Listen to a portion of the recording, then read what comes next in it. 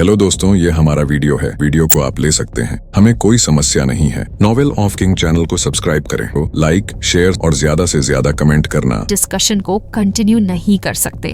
अब तो मुझे ये सोचकर टेंशन हो रही है कि कहीं मैं बॉस के लिए कोई नई परेशानी खड़ी ना कर दूं, क्योंकि मैं चाहकर भी अपने बॉस की रियल आइडेंटिटी को उन्हें नहीं बता सकता, और बिना रियल आइडेंटिटी जाने वो लोग अपनी बात से पीछे नहीं हटेंगे। टाइगर सिक्योरिटी गार्ड के लीडर की बात सुनकर साशा ने उससे कहा, तुमने बिल्कुल सही किया जो उन्हें रेहान के बारे में कुछ नहीं बताया, पर मुझे लगता है कि अब हमें इन सब के बारे में बॉस को इन्फॉर्मेशन के बारे में बता दिया था। Flashback and. और जैसे ही रेहान ने शशा की बात सुनी तो वह तुरंत अपने हेलीकॉप्टर लेकर अपने आइलैंड से शशा और बाकी सभी गर्ल एम्प्लॉयज को बचाने के लिए निकल गया था। पर रेहान के यहाँ पहुंचने के बाद आसपास ऐसी कोई जगह नहीं दिख रही थी जहां पर वह अपने हेलीकॉप्टर को लैंड कर सकता। इसलिए उसने अपना हेलीकॉप्टर एक शॉप की छत पर लैंड कर दिया जहां पर यह सब कुछ हो रहा था। वहां अपने हेलीकॉप्टर को लैंड करने से पहले रेहान ने वहां का एक और राउंड ले लिया था ताकि वह आसपास की सभी एक्टिविटी को ऑब्जर्व कर सके। और जैसे ही रेहान वहां पहुंचा तो वहां का नजारा देखकर उसकी बहे तंग गई, क्योंकि रेहान अब तक यही सोच रहा था कि जरूर वहां पर कोई एक या दो लोग ही होंगे जो इन सब लोगों के लिए प्रॉब्लम क्रिएट कर रहे हैं। पर रेहान को इस बात का जरा भी आइडिया नहीं था कि इस वक्त यहाँ पर 100 से भी ज्यादा लोग थे। यहाँ की स्ट्रीट्स इस वक्त सुपर स्पोर्ट्स कार से भरी हुई थी, और सिर्फ रेहान के एम्प्लॉयज की बसेस ही नहीं बल्कि उसके पीछे जितने भी व्हीकल्स थे वह सब भी रास्ता ब्लॉक होने की वजह से वहीं खड़े हुए थे। यहाँ पर जितनी भी कार्स थी उनमें से most of the cars ordinary families की थी। स्टार्टिंग में जब कार में बैठे उन लोगों ने देखा कि कुछ सेकंड रिच जनरेशन लोगों ने अपनी कार से पूरे रास्ते को ब्लॉक कर रखा है, तो वह भी बहुत ज्यादा गुस्सा हो गए और एक के बाद एक सभी लोगों को अपनी अपनी कार रास्ता ब्लॉक होने की वजह से वहीं रोकनी पड़ी। पर वो लोग चाहकर भी उन सेकंड रिच जनरेशन के लोगों से कुछ नहीं कह सकते थे और बस अपना गुस्सा अपने दिल में ही रख सकते थे, क्योंकि ऐसा करना इन ऑर्डिनरी लोगों के लिए बिल्कुल भी अच्छा नहीं होने वाला था।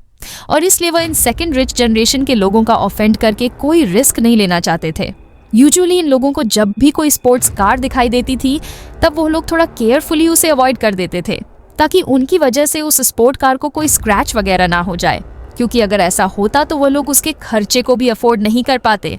पर आज तो यहाँ से भी ज्यादा सुपर कार्स थी, और जब उन लोगों ने इनसे भी ज्यादा सुपर कार्स की वैल्यू काउंट की जो लगभग लाखों करोड़ों में थी, तो ये देख करके ही वो आदिन भी लोग ठंडे पसीने में भीग गए, क्योंकि ये उनके लेवल से कोस दूर थी और उनमें से कोई भी उससे होने वाला हल्का सा नुकसान भी अफोर्ड नहीं कर सकता था।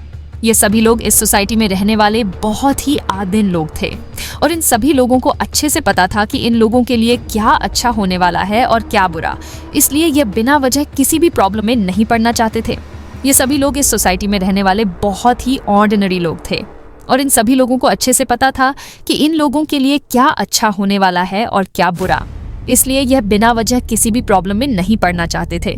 और इसीलिए यह ऑर्डिनरी लोग उन सेकंड रिच जनरेशन के लोगों को प्रवोक नहीं कर रहे थे।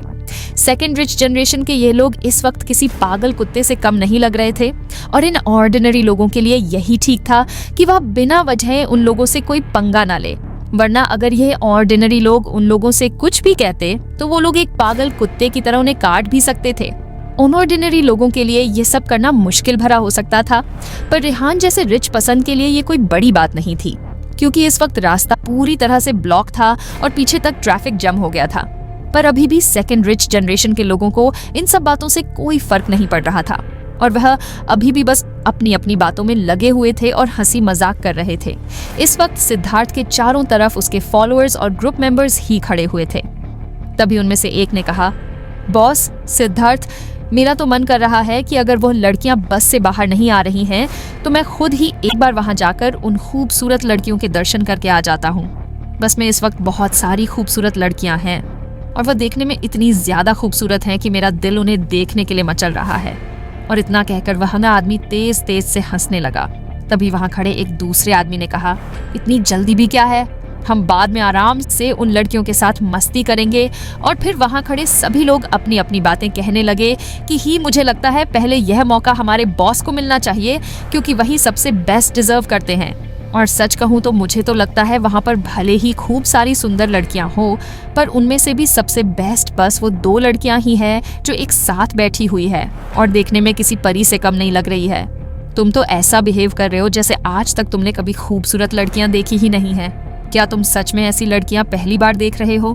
क्योंकि बस में बहुत सारी लड़कियां हैं, इसलिए अगर बॉस चाहे तो वह उनमें से कुछ लड़कियों को भी चूज कर सकते हैं। ही तुम सही कह रहे हो सिद्धार्थ। जो उन्हीं के पास में खड़ा हुआ था वह इन सभी लोगों की बातें सुन रहा था और वह क्लियरली देख सकता था कि इस वक्त उसके आदमियों की नजर किस तरफ थी। और क्योंकि यह सभी लोग सिद्धार्थ के ग्रुप मेंबर थे और यह सभी सेकंड रिच जनरेशन से थे, इसलिए इन्हें सिर्फ बेस्ट और टॉप लेवल की चीज ही पसंद आती थी। और सिद्धार्थ का तो क्या ही कहना, उनका तो लेवल ही सबसे अलग था। और सिद्धार्थ को सिर्फ 1 या 2 लड़कियां ही नहीं बल्कि 10 या 20 लड़कियां भी कम लगती थी और वह उन सब के साथ फन करना चाहता था। भले ही वह इतनी सारी लड़कियों को एक साथ हैंडल ना कर सकता हो, पर अपने साथ इतनी सारी खूबसूरत लड़कियों को रखना ही उसके लिए काफी था। इस वक्त सिद्धार्थ के सामने बहुत सारी गर्ल एम्प्लॉयज थी, पर वो उन गर्ल एम्प्लॉयज में से बेस्ट और सबसे खूबसूरत लड़कियां ही पहले खुद चूज करना चाहता था और उसके बाद वो यह चांस अपने ग्रुप मेंबर्स को देना चाहता था। तभी सिद्धार्थ ने अपने ग्रुप मेंबर्स की बात सुनकर उनसे कहा, तुम लोग अभी इतने ज्यादा एक्साइटेड क्यों हो रहे हो? थोड़ी देर सब्र करो और अपना हौसला बनाए रखो और देखो कि अब भी आगे क्या होता है, पर उन लड़कियों को यहाँ से किसी भी कीमत पर जाने मत देना। सिद्धार्थ की बात सुनकर उसके ग्रुप मेंबर्स ने बहुत ही कॉन्फिडेंट होते हुए कहा, अरे बॉस, आप बिल्कुल टेंशन मत लीजिए, वो लोग चाहकर भी यहाँ से नहीं भाग सकते क्योंकि ये जगह हमारे लोगों ने पूरी तरह से ब्लॉक कर रखी है। यस बॉस, हमने फ्रंट साइड से इस जगह को ब्लॉक कर रखा है, तो बैक साइड से हमारे बॉडीगार्ड्स ने रास्ता ब्लॉक कर दिया है। और इतना ही नहीं, अगर अब भी ये लोग यहाँ से भागने की कोशिश करते हैं तो भीड़ में हमारे बॉडीगार्ड लेफ्ट एंड राइट सभी जगह छिपे हुए हैं, वो उन्हें ऐसा बिल्कुल नहीं करने देंगे। और मैं गारंटी के साथ आपको ये कह सकता हूँ कि यहाँ पर हमारे बॉडीगार्ड्स की कोई कमी नहीं होने वाली है। और जैसा कि सिद्धार्थ के ग्रुप मेंबर्स ने ये बात कही, इस वक्त स्ट्रीट में चारों तरफ कुछ लोगों को छोड़कर जो इस तरह के बड़े बड़े मैटर से नहीं डरते थे, उनके अलावा सभी बॉडीगार्ड्स ही थे जो उन्हें प्रोटेक्ट करने के लिए यहाँ आए थे। इसलिए अपने ग्रुप मेंबर्स की बात सुनने के बाद सिद्धार्थ ने आगे कुछ नहीं कहा। जब भी सिद्धार्थ किसी काम से बाहर जाता था तो उसके पास 30 या 40 बॉडीगार्ड्स तो एनी टाइम साथ ही रहते थे। इनमें से हर एक बॉडीगार्ड अकेला 10 बॉडीगार्ड के बराबर था और इसलिए इस वक्त सिद्धार्थ को ऐसा फील हो रहा था कि सारी सिचुएशन उसके कंट्रोल में है। वहीं दूसरी तरफ यहाँ पहुंचने के बाद रिहान अपने हेलीकॉप्टर से बाहर आ गया था। रिहान किसी भी हाल में जल्द से जल्द साशा और बाकी एम्प्लॉयज तक पहुंचना चाहता था। इस वक्त विवान भी रिहान के साथ ही था। तभी विवान के पास टाइगर सिक्योरिटी गार्ड के लीडर का कॉल आया। टाइगर सिक्योरिटी गार्ड के लीडर का कॉल देखकर विवान ने उससे कहा, डोंट वरी, तुम टेंशन मत लो, मैं और बॉस यहाँ आ गए हैं। हम तुम्हारे आसपास ही हैं और जल्द ही वहाँ आने की कोशिश करते हैं। और टाइगर सिक्योरिटी गार्ड की 2 टीम्स भी वहाँ पर जल्दी ही पहुँचती होगी। विवान की बात सुनकर टाइगर सिक्योरिटी गार्ड का लीडर थोड़ा रिलैक्स हुआ और उसने इन सब के बारे में साशा को एक्सप्लेन कर दिया। और उसके बाद टाइगर सिक्योरिटी गार्ड का लीडर बस से बाहर आ गया और उसने अपने चेहरे के एक्सप्रेशन को थोड़ा चेंज करते हुए विवान से कहा, चीफ, विवान, यहाँ की सिचुएशन को देखकर ऐसा लग रहा है जैसे ये कोई बहुत बड़ी प्रॉब्लम है, क्योंकि यहाँ पर सेकेंड रिच जनरेशन के लोगों के साथ बहुत सारे बॉडीगार्ड्स भी हैं जिन्होंने यहाँ का रास्ता ब्लॉक कर रखा है। टाइगर सिक्योरिटी गार्ड के लीडर की बात सुनकर विवान एक बार के लिए थोड़ा चौंक गया और उसके बाद उसने उस लीडर से पूछा, कितने बॉडीगार्ड्स हैं? वहां पर उन सेकेंड रिच जनरेशन के लोगों के साथ विवान की बात सुनकर टाइगर सिक्योरिटी गार्ड के लीडर ने उससे कहा, 1000 से ज्यादा ही है पर कम नहीं। टाइगर सिक्योरिटी गार्ड के इस लीडर की बात सुनकर विवान ने हैरान होते हुए कहा, क्या इतने सारे बॉडीगार्ड्स? इन बॉडीगार्ड्स को देखकर तो ऐसे लग रहा है जैसे हमारा उनके पास जाना अपनी मौत को दावत देने जैसा है। इस वक्त विवान अपने आप को रोक नहीं पाया था, इसलिए उसने उन्हें खोजते हुए यह सब कह दिया था। और टाइगर सिक्योरिटी गार्ड के लीडर से बात हो जाने के बाद और फोन रखने के बाद विवान ने वहां की सारी सिचुएशन की रिपोर्ट रिहान को दे दी। और जैसे ही रिहान ने विवान से यह बात सुनी कि वहां पर सेकेंड रिच जनरेशन के उस ग्रुप के साथ बहुत सारे बॉडीगार्ड्स हैं, तो यह जानकर कुछ देर के लिए तो रिहान भी हैरान हो गया था, इसलिए वह अपने आप को रोक नहीं सका और उसने विवान से पूछा, क्या उन सेकेंड रिच जनरेशन के लोगों ने कोई गुनाह किया है जो वह अपने साथ इतने सारे बॉडीगार्ड्स लेकर घूम रहे हैं और उन्हें उन बॉडीगार्ड्स के प्रोटेक्शन की जरूरत है? रेहान के पास भी 6000 से ज्यादा टाइगर सिक्योरिटी गार्ड्स के बेस्ट लीड्स थे, पर रेहान जब भी कहीं बाहर जाता था तो वह अपने साथ 2 या 3 टाइगर सिक्योरिटी गार्ड्स ही रखता था और उसमें भी अधिकतर टाइम मैगी ही रेहान को फॉलो करती थी। बाकी बचे हुए सभी टाइगर सिक्योरिटी गार्ड्स वहीं रहकर खुद को ट्रेन करते थे और रेहान की इंडस्ट्री को सिक्योरिटी देते थे। और जब रेहान के सामने कोई बड़ी प्रॉब्लम आ जाती थी, उस टाइम पर ही रेहान अपने बाकी के टाइगर सिक्योरिटी गार्ड्स को इन सब में इवॉल्व करता था। तब तक ये गार्ड्स रेहान की इंडस्ट्री को ही संभालने का काम करते थे। इसलिए इस वक्त इन सेकंड रिच जनरेशन के लोगों के साथ बिना किसी स्ट्रॉन्ग रीजन के इतने सारे गार्ड्स का होना रेहान को थोड़ा हैरान कर रहा था। तभी विवान ने अपने हाथों को स्ट्रेच आउट करते हुए रेहान से कहा, भगवान ही जाने कि आखिर इन सेकंड रिच जनरेशन के लोगों के मन में क्या ही चल रहा है। शायद ये भी हो सकता है कि उन लोगों को हिजू सेफ ना लग रहा हो। विवान की बात सुनकर रेहान ने हंसते हुए उससे कहा, ये क्या बकवास है, और इस पूरे देश में हिजू से ज्यादा सेफ जगह कोई हो ही नहीं सकती। तभी रेहान ने अपनी बात को कंटिन्यू करते हुए आगे कहा, चलो कोई नहीं, अभी इन सब के बारे में बात करने का कोई फायदा नहीं है, इसलिए हमें यह सब बातें इस वक्त नहीं करनी चाहिए और हमें सबसे पहले इस बारे में सोचना चाहिए कि हम कैसे इस सिचुएशन से बाहर निकले जिसमें हमें इन सेकंड रिच जनरेशन के लोगों ने डाला है। रेहान की बात सुनकर वान ने थोड़ा सोचते हुए उससे कहा, बॉस, हमारे पास यहाँ बहुत कम टाइगर सिक्योरिटी गार्ड्स हैं और मुझे नहीं लगता कि इतने से लोगों से हम उन लोगों के हजारों बॉडीगार्ड्स को रोक पाएंगे। बॉस, क्यों ना हम भी अपने बाकी के टाइगर सिक्योरिटी गार्ड्स को यहाँ बुला ले। विवान की बात सुनकर रेहान ने भी उसकी बात से सहमत होते हुए उससे कहा, यस, तुम सही कह रहे हो, हमें अपने बाकी के टाइगर सिक्योरिटी गार्ड्स को यहाँ बुला लेना चाहिए। अगर सामने वाली पार्टी ने हमारी बात नहीं मानी और हमसे ठीक से बात नहीं की तो उस सिचुएशन में हम अपने उन बाकी के टाइगर सिक्योरिटी गार्ड को यहाँ बुला सकते हैं और उस वक्त हमारे साथ जितने ज्यादा टाइगर सिक्योरिटी गार्ड्स होंगे हम उतने ही ज्यादा फायदे में रहेंगे। रेहान की बात सुनकर विवान ने उससे कहा, तो बॉस, फिर आप पर्सनली उन सभी टाइगर सिक्योरिटी गार्ड्स को ऑन ऑर्डर दे दो। तब तक मैं वहां जाकर थोड़े टाइम के लिए उन्हें और रोकने की कोशिश करता हूं। अभी की करंट सिचुएशन के अकॉर्डिंग एल, इस वक्त जिन लोगों ने यहाँ का रास्ता ब्लॉक कर रखा था वो सभी सेकंड रिच जनरेशन के लोग थे और साथ ही वह लोग अपने साथ बहुत सारे बॉडीगार्ड्स भी लेकर आए थे। ऐसी सिचुएशन में सेकंड रिच जनरेशन के ये लोग पूरे कॉन्फिडेंस में कुछ ना कुछ गलत करने की कोशिश करेंगे और साथ ही यह सभी लोग दूसरी कंट्री से थे, इसलिए उन लोगों को रेहान से भी कोई डर नहीं था और ना ही वह लोग रेहान के बारे में जानते थे। और इसलिए विवान यह सोच रहा था कि रेहान के लिए इस वक्त यही बेस्ट रहेगा कि वह यहाँ रहकर ही वेट करें और यही रेहान की सेफ्टी के लिए भी बेटर था। और वैसे भी बाकी के सभी टाइगर सिक्योरिटी गार्ड्स को यहाँ पहुँचने में और इकट्ठा होने में थोड़ा टाइम लगने वाला था और क्योंकि इस वक्त रेहान की तरफ उन रिच सेकंड जनरेशन के मुकाबले बहुत कम गार्ड्स थे, इसलिए बेमतलब में उन लोगों से पंगा लेना रेहान साशा और बाकी सभी गर्ल एम्प्लॉयज को प्रॉब्लम में डाल सकता था। रेहान का पर्सनल गार्ड होने के नाते विवान रेहान को किसी भी डेंजर में नहीं पड़ने दे सकता था और रेहान की सेफ्टी की सारी जिम्मेदारी विवान की ही थी। हालांकि रेहान इन सब से बिल्कुल भी खुश नहीं था क्योंकि ऐसा करके वह अपने एम्प्लॉयज की सेफ्टी को पूरी तरह से इग्नोर कर रहा था और अगर रेहान ने इस वक्त आगे बढ़कर अपने एम्प्लॉयज के लिए कुछ नहीं किया तो फ्यूचर में रेहान कैसे अपने एम्प्लॉयज को फेस कर पाएगा और रेहान के एम्प्लॉयज क्या सोचेंगे रेहान के बारे में। रेहान के एम्प्लॉयज यही सोचेंगे कि उसका बॉस अपनी सेफ्टी के लिए हमारी सेफ्टी भूल गया और हमें बचाने के लिए आगे भी नहीं आया और हमारे बॉस में इतनी भी हिम्मत नहीं है कि वह हमें इन सेकंड रिच जनरेशन के लोगों से प्रोटेक्ट कर सके।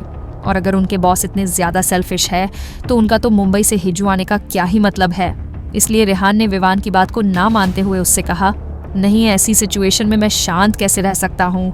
मेरे सभी एम्प्लॉयज़ इतनी बड़ी प्रॉब्लम में हैं और मैं बस हाथ पर हाथ रखे बैठा रहा हूँ और दूर से यह नज़ारा देखता रहूँ। पर बॉस विवान अपनी बात पूरी कर पाता उससे पहले ही रेहान ने विवान को रोक दिया था। रेहान की बात सुनकर विवान आगे कुछ कह पाता उससे पहले ही रेहान ने विवान को रोकते हुए उससे कहा, तुम्हें आगे कुछ भी कहने की ज़रूरत नहीं है विवान, और मुझे लगता है कि सिचुएशन इतनी भी ज्यादा बुरी नहीं है जितनी हमें दिख रही है और हमें इन सेकंड रिच जनरेशन के लोगों के लिए इतना भी ज्यादा बुरा नहीं सोचना चाहिए। मैं अभी जाकर उन लोगों से बात करता हूँ, हो सकता है कि वह लोग मेरी बात मान जाए और इन सब का एक पीसफुल सोल्यूशन निकल जाए। रेना की बात सुनकर विवान ने रेहान से कहा, पर बॉस, ये बहुत ज्यादा डेंजरस है अगर आपको वहाँ कुछ। विवान की बात सुनकर रेहान ने उससे कहा, तुम मेरी टेंशन मत लो और फिर मोना भी तो हमारे साथ आई है ना, अब ऐसा मत कहना कि तुम्हें उसकी स्ट्रेंथ पर कोई डाउट है। रेहान की बात सुनकर विवान ने उससे सहमत होते हुए कहा, यस बॉस, आप बिल्कुल सही कह रहे हैं। मोना पर मुझे पूरा विश्वास है। विवान मोना की स्ट्रेंथ से पूरी तरह से कन्विंसिंग ने ही रेहान और बाकी सभी टाइगर सिक्योरिटी गार्ड को बचाया था और उसी की वजह से यह लोग वापस जापान से सही सलामत आ पाए थे। तभी रेहान ने विवान से कहा, अच्छा, अब बातों को गोल गोल घुमाने से कोई फायदा नहीं है, इसलिए हमें इन सब बातों पर अपना टाइम वेस्ट नहीं करना चाहिए और अब तुम जल्दी से कॉल करके बाकी के टाइगर सिक्योरिटी गार्ड्स को बुला लो, क्योंकि मुझे जल्द से जल्द अब वहां पहुंचना है। विवान के पास इस वक्त कंप्रोमाइज करने के अलावा और कोई रास्ता नहीं था, इसलिए उसने रेहान की बात को मानते हुए उससे कहा, ऑलराइट बॉस, अब आप वहां जाना ही चाहते हैं तो मैं आपके अगेंस्ट कैसे जा सकता हूं। वहीं दूसरी तरफ सिद्धार्थ शुक्ला और उसके ग्रुप मेंबर्स को जैसे ही ये मैसेज मिला तो वो सभी लोग बहुत ज्यादा इम्पेशेंट हो गए। हालांकि इन सेकंड रिच जनरेशन के लोगों ने अपनी तरफ से पूरी स्ट्रीट को ही ब्लॉक कर रखा था, पर वो स्ट्रीट को ज्यादा दूरी तक ब्लॉक करके नहीं रख सकते थे। इस वक्त जब सिद्धार्थ और बाकी ग्रुप मेंबर्स ने शशा और बाकी खूबसूरत लड़कियों को बस में शांति से और बिना किसी टेंशन के बैठे देखा तो सिद्धार्थ और उसके बाकी ग्रुप मेंबर्स खुद ही टेंशन में आ गए। उन्हें समझ नहीं आ रहा था कि इतना कुछ हो जाने के बाद भी वह लोग इतनी शांति से क्यों बैठे थे। सेकंड रिच जनरेशन के ये लोग उन लड़कियों को इतना रिलैक्स और बिना किसी टेंशन में देखकर बहुत गुस्सा हो गए थे और उन्होंने अपनी अपनी सिगरेट को मुंह से थूक दिया था जो पूरी सड़क पर फैल चुकी थी और वह लोग उन खूबसूरत लड़कियों की बस की तरफ बढ़ गए। बस का दरवाजा इस वक्त अंदर से बंद था, इसलिए वो लोग उन बसेस की विंडो से ही उन खूबसूरत लड़कियों को चिल्लाते हुए बोलने लगे, हे ब्यूटी, मुझे लगता है कि तुम लोग यहाँ बैठी बैठी थक गई होगी और तुम्हें तुम्हारे डेस्टिनेशन पर पहुँचने के लिए देर भी हो रही होगी, इसलिए तुम हमारी कार में आ सकती हो, हम तुम्हें वहाँ पहुँचा देंगे। हमारी कार सुपर स्पोर्ट्स लग्जरी का है जिसकी कीमत लाखों में है और बैठने में भी काफी कंफर्टेबल है, इसलिए इस खचासी बस को छोड़ो और हमारी कार में आ जाओ। बस में इतनी देर तक वेट करने के बाद तुम्हें भूख और प्यास दोनों लगने लगी होगी, इसलिए हमारे बॉस के पास चलो, वो तुम्हें एक अच्छा और फ्रेश खाना खिलाएंगे। जल्दी करो और बस से बाहर आ जाओ। मैं तुम्हें एक अच्छे से मॉल लेकर चलूंगा और फिर वहां तुम्हें एक से बढ़कर एक ब्रांडेड ड्रेसेस और बाकी की शॉपिंग करवाऊंगी। तुम वहां जो कुछ भी खरीदना चाहो खरीद सकती हो और उसके लिए मैं तुम्हें अपना बैंक कार्ड दूंगा। इसे तुम मेरी तरफ से ट्रीट समझना। साशा और बाकी सभी गर्ल एम्प्लॉयज बस में रहकर बाहर खड़े उन सेकंड रिच जनरेशन के लोगों की बातों को सुन रही थी कि कैसे वह उन्हें अपने साथ ले जाने के लिए अपनी पावर और पैसों का शो ऑन ऑफ कर रहे थे। वह सेकंड रिच जनरेशन के लोग ये सब इसलिए कर रहे थे ताकि बस में बैठी उन गर्ल एम्प्लॉयज में से कोई ना कोई जरूर उनकी बातों में आकर बस से बाहर आ जाएंगी, पर ऐसा कुछ नहीं हुआ। फॉर्चुनेटली शशा ने इन गर्ल एम्प्लॉयज को रेहान की कंपनी में लेने से पहले उनके बारे में अच्छे से मॉनिटर किया था और इन लड़कियों में जरा सा भी घमंड नहीं था। इन एम्प्लॉयज ने ऊपर क्लास लोगों की स्पेशली रेहान की लग्जरी लाइफ को बहुत करीब से देखा था, इसलिए एक स्पोर्ट्स कार जिसकी कीमत लाखों में थी वह इन लड़कियों के लिए कुछ खास मैटर नहीं करती थी।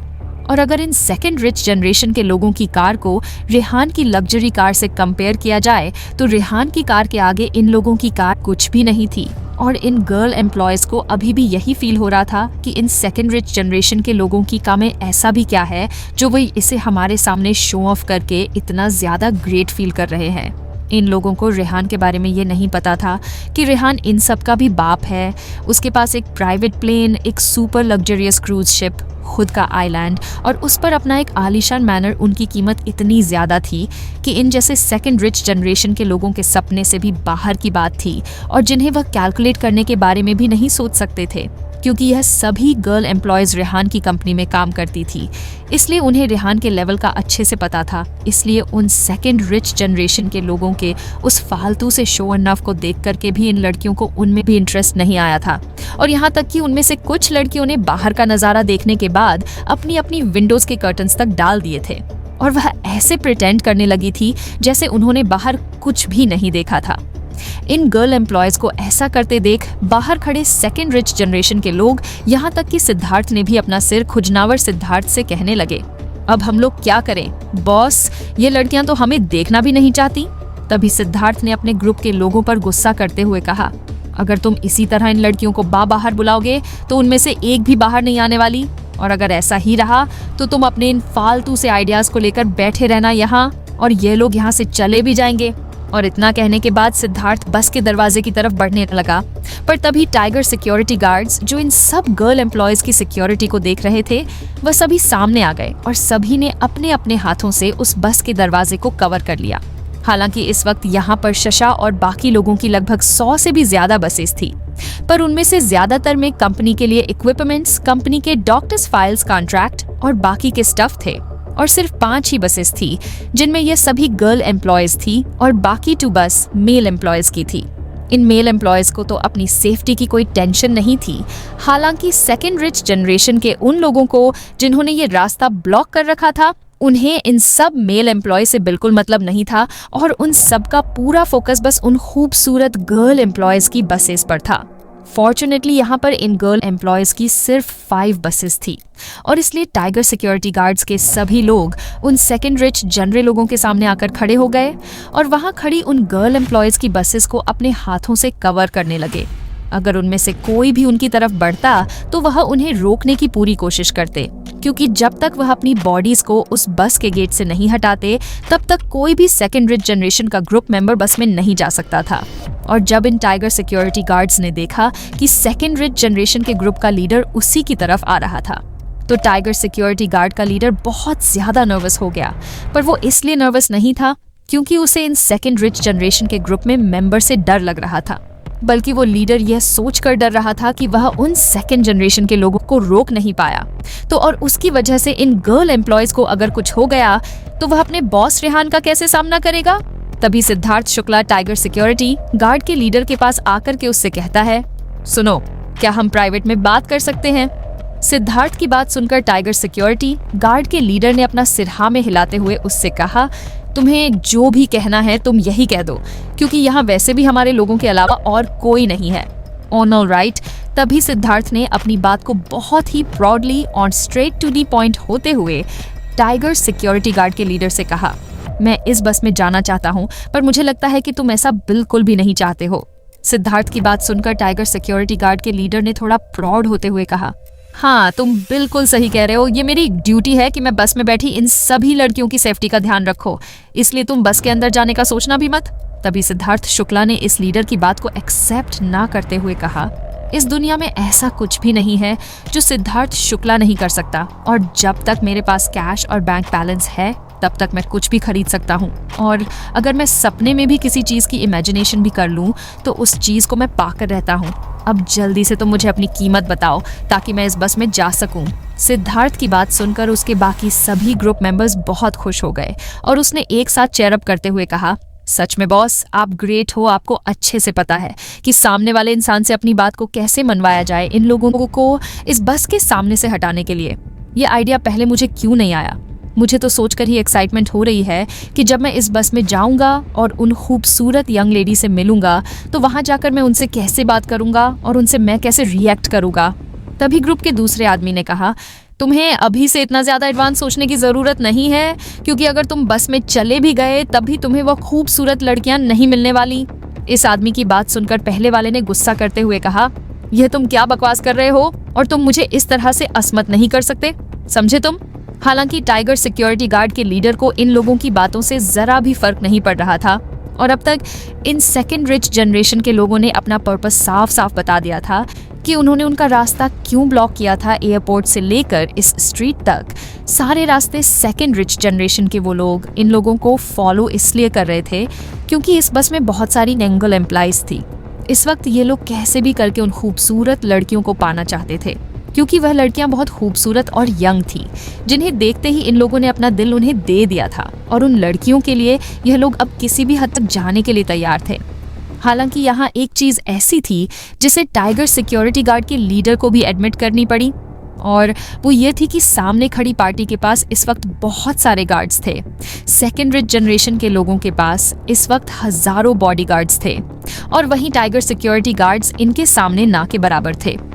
तभी टाइगर सिक्योरिटी गार्ड के हेड ने सिद्धार्थ की तरफ देखने के बाद उससे कहा, सॉरी, पर मुझे रुपी में ज्यादा कुछ खास इंटरेस्ट नहीं है, और इसलिए तुम्हारी यह ट्रिक मुझ पर कोई काम की नहीं है।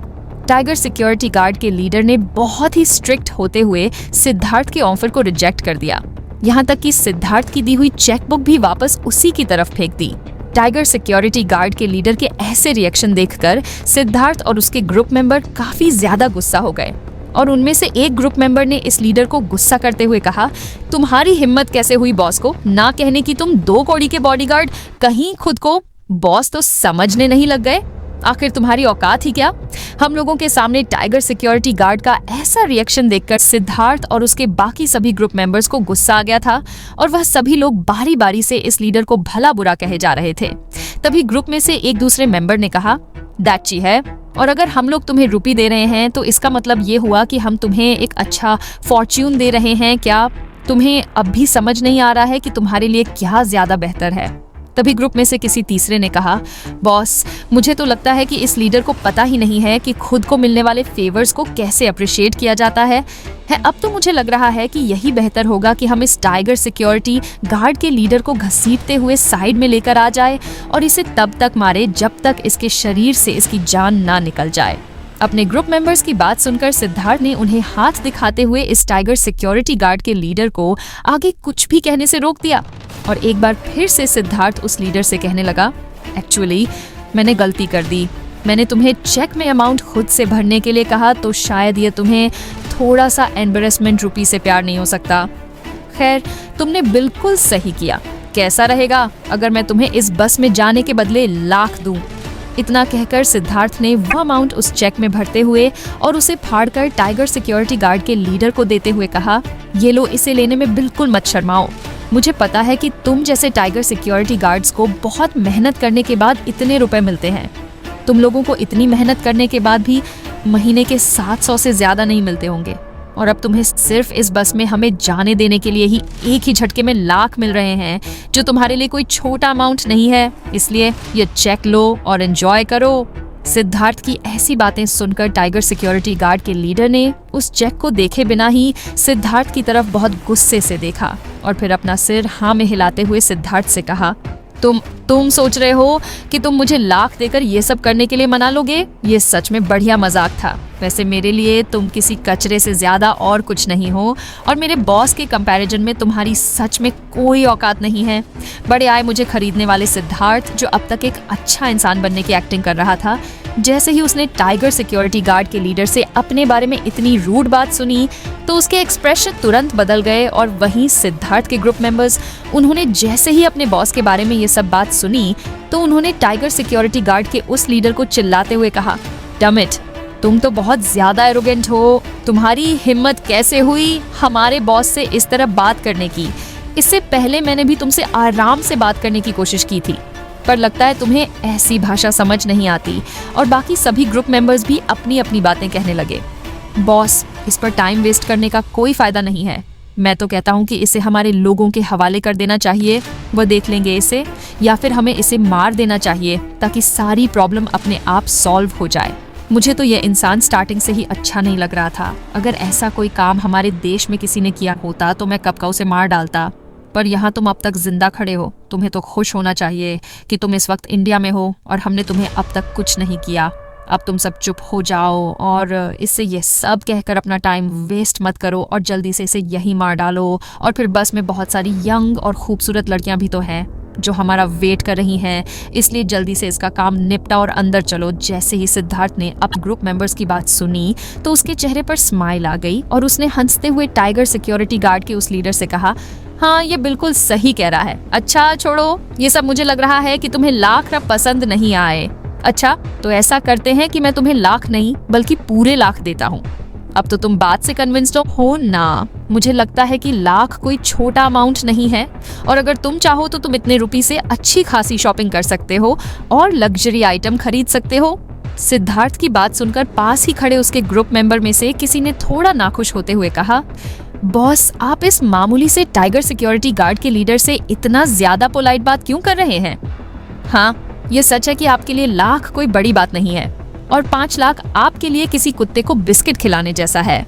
टाइगर सिक्योरिटी गार्ड का लीडर अपने बॉस रेहान की दिल से रिस्पेक्ट करता था और रेहान के लिए पूरी ईमानदारी से काम करता था, पर उसे नहीं पता था कि सिद्धार्थ और उसके ग्रुप मेंबर्स मिलकर के उसके काम की इस तरह इंसल्ट करेंगे और उसका कंपैरिजन किसी कुत्ते से करेंगे।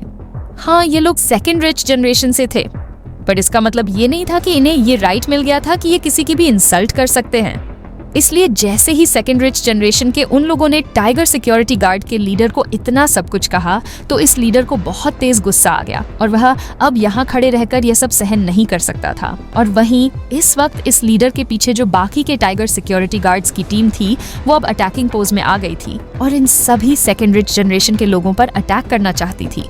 इस वक्त एक तरफ टाइगर सिक्योरिटी गार्ड्स खड़े हुए थे, तो उनके बिल्कुल सामने सेकेंड रिच जनरेशन के लोग। पर अगर टाइगर सिक्योरिटी गार्ड ने अपनी तरफ से कोई भी कदम सिद्धार्थ और उसके ग्रुप मेंबर्स की तरफ बढ़ा दिया, तो यह बात बहुत आगे बढ़ सकती थी। इसलिए टाइगर सिक्योरिटी गार्ड के लीडर ने अपने बाकी के गार्ड्स की तरफ देखते हुए और उनके कंधे पर हाथ रखते हुए उन्हें थोड़ा शांत बने रहने का इशारा कर दिया, ताकि बात आगे ना बढ़े और वह थोड़ी देर और इस सिचुएशन को हैंडल कर सके। तभी टाइगर सिक्योरिटी गार्ड के लीडर ने सिद्धार्थ से कहा, सर, हम लोग आपको जानते भी नहीं हैं कि आप कौन हैं और कहां से आए हैं, पर फिर भी आप बिना वजह हमारा रास्ता रोक कर खड़े हुए हैं और हम लोगों के लिए प्रॉब्लम्स क्रिएट कर रहे हैं। और इस वक्त बस में जितनी भी यंग गर्ल एम्प्लॉय है, वह सभी मेरे बॉस के लिए काम करती हैं। और अगर तुम सच में अपनी भलाई चाहते हो और चाहते हो कि तुम्हें कोई नुकसान ना हो, तो बिना वजह हमारे लिए प्रॉब्लम क्रिएट करना बंद करो, वरना हमारे बॉस तुम्हें छोड़ेंगे नहीं। इस लीडर की बात सुनकर रथ के ग्रुप मेंबर्स ने गुस्सा करते हुए उस लीडर से कहा कि तुम सच में हमें धमकी दे रहे हो? मानना पड़ेगा, कमाल का जिगर है तुम्हारा और तुम्हारा बॉस भी कमाल है। पर क्या तुम्हें पता है कि हमारे बॉस सिद्धार्थ कौन है? अगर तुम्हें मैंने बता दिया कि हमारे बॉस की रियल आइडेंटिटी क्या है, तो तुम अभी बेहोश हो जाओगे। ऑब्वियस, सिद्धार्थ के ग्रुप मेंबर्स ने टाइगर सिक्योरिटी गार्ड के लीडर की बात को बिल्कुल भी सीरियसली नहीं लिया था। रिच सेकेंड जनरेशन के यह लोग अपने देश साउथ क्लाउड में इसी तरह दबंगई करते थे, इसलिए उनको यही आदत पड़ी हुई थी और अब उनकी यह आदत बदलने भी नहीं वाली थी, फिर वह चाहे कहीं भी चले जाए। इसके अलावा उनका इस तरह का एरोगेंट बिहेवियर करने का एक रीजन ये भी था कि इन सेकेंड जनरेशन के लोगों की फैमिली साउथ क्लाउड में एक बहुत बड़ी जेड स्टोन की इंडस्ट्री रन करते थे। ये जेड इंडस्ट्री बहुत ज्यादा लग्जरी थी। इनफैक्ट जो लोग इस जेड इंडस्ट्री के सर्कल में टॉप पर थे, उनकी भी इतनी क्वालिफिकेशन नहीं थी कि वह बिना किसी इन्फ्लुएंस के इस इंडस्ट्री को ऑपरेट कर सके। म्यांमार के जेड प्रोडक्शन एरिया में जिन लोगों के पास पावर थी, वही लोग वहां खड़े रह सकते थे, और जिन लोगों के पास कोई भी पावर या कॉन्टेक्ट नहीं थे, वो लोग कब के उस इंडस्ट्री से अपने बिजनेस को समेट चुके थे। ये बात तो सब जानते हैं कि वह जगह बहुत गरीब और कटिक है और वहाँ जितने भी तरह के वेपन्स हैं, वह सभी लोगों के लिए ओपन कर रखे हैं। जेड माइन को चलाना और बाजार में अपनी जगह बनाए रखना एक बहुत बड़ी बात थी, जिसे पिछले कई सालों से सिद्धार्थ शुक्ला की फैमिली चला रही थी। इसलिए डेफिनेटली ये कहा जा सकता था कि यह एक बहुत पावरफुल फैमिली थी। बातों ही बातों में अब तक टाइगर सिक्योरिटी गार्ड के लीडर को भी ये बात पता चल गई थी कि सिद्धार्थ शुक्ला की फैमिली एक बहुत बड़ी जेड इंडस्ट्री रन करती है। इसलिए यह लीडर अपने बॉस रेहान के लिए कोई भी परेशानी क्रिएट नहीं करना चाहता था। इसलिए टाइगर सिक्योरिटी गार्ड का लीडर अपनी तरफ से यही कोशिश कर रहा था कि वह जब तक हो सकेगा तब तक इस बात को आगे बढ़ने से रोकने की कोशिश करेगा। वहीं दूसरी तरफ विवान ने रेहान के ऑर्डर को फॉलो करते हुए अपने आदमी को कॉल कर दिया ताकि वह बाकी के टाइगर सिक्योरिटी गार्ड्स को यहाँ पर भेज सके, क्योंकि इस वक्त रेहान के दुश्मन की तरफ बहुत सारे लोग थे।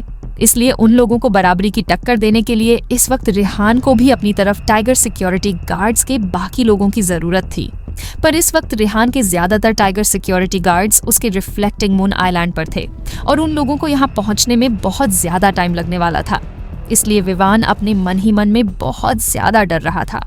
विवान को इस वक्त यही डर लग रहा था कि अगर उन टाइगर सिक्योरिटी गार्ड्स ने यहाँ आने में देरी कर दी और वह सभी लोग एक साथ यहाँ नहीं पहुँच पाए, तो रेहान को वो लोग नुकसान पहुँचा सकते थे।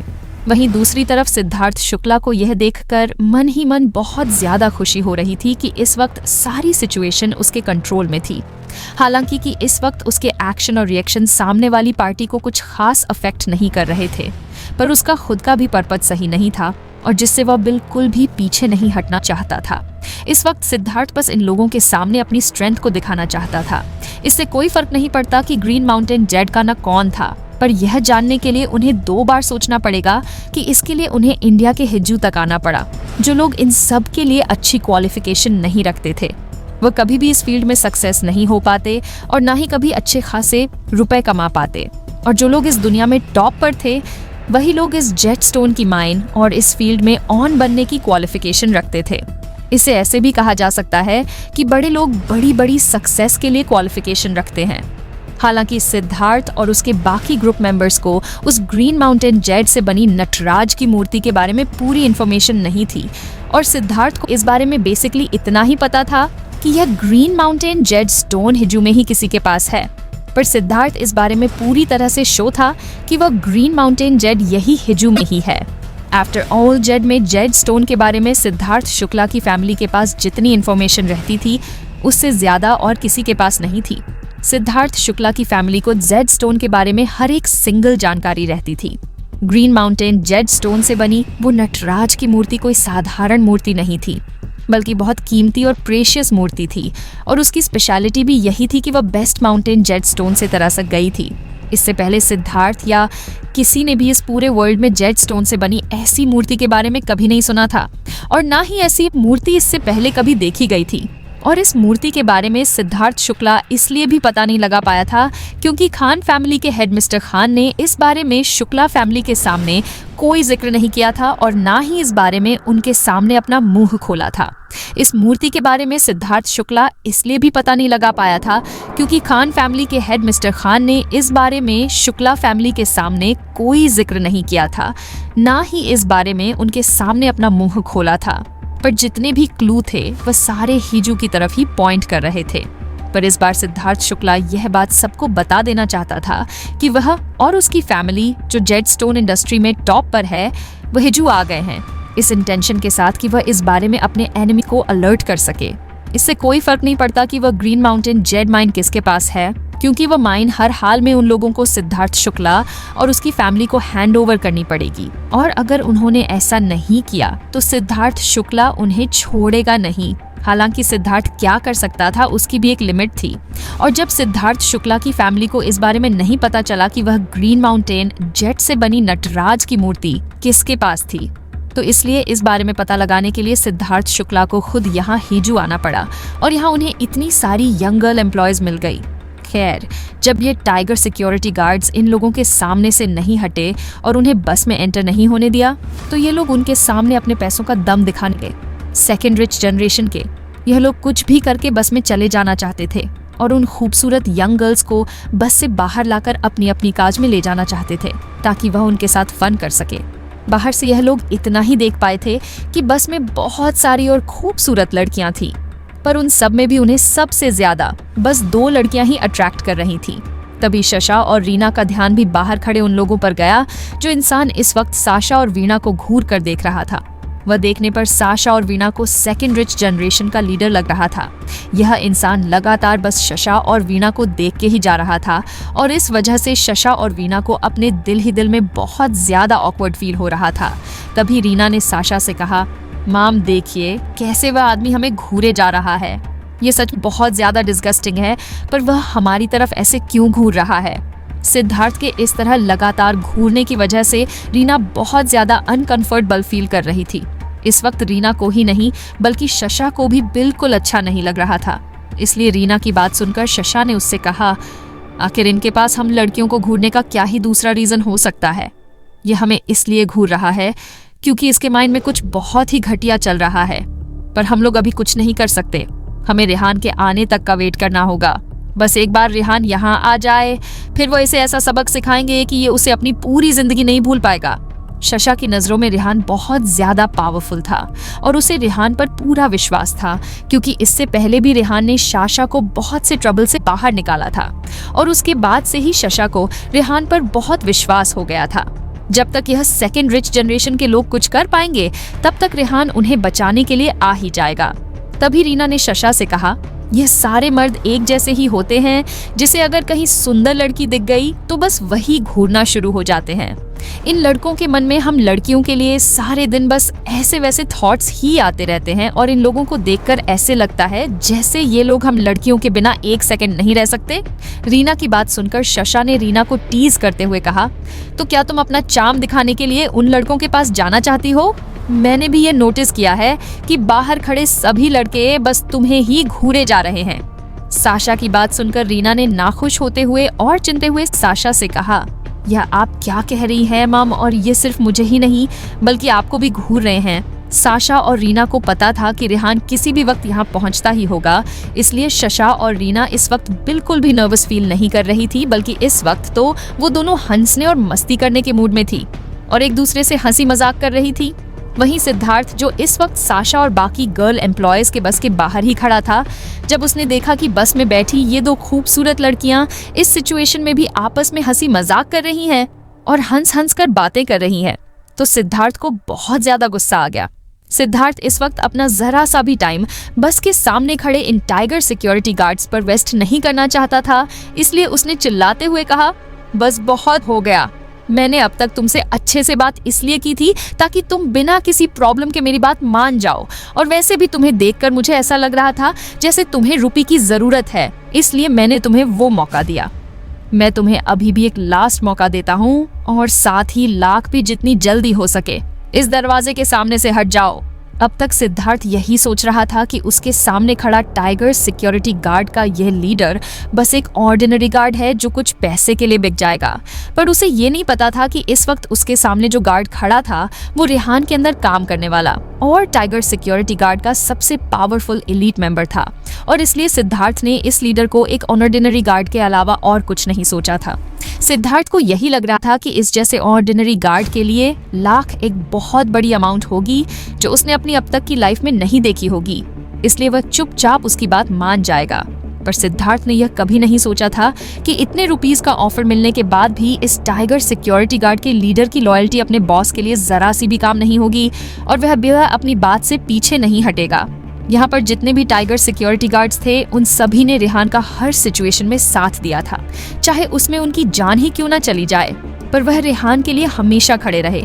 और यहाँ सिर्फ लाख की बात नहीं थी, बल्कि अगर यहाँ पर 20 लाख या 50 लाख की भी बात होती तब भी रेहान के लिए काम करने वाले यह टाइगर सिक्योरिटी गार्ड्स रेहान को कभी धोखा नहीं देते और वह रेहान के लिए हमेशा इसी तरह लॉयल बने रहते।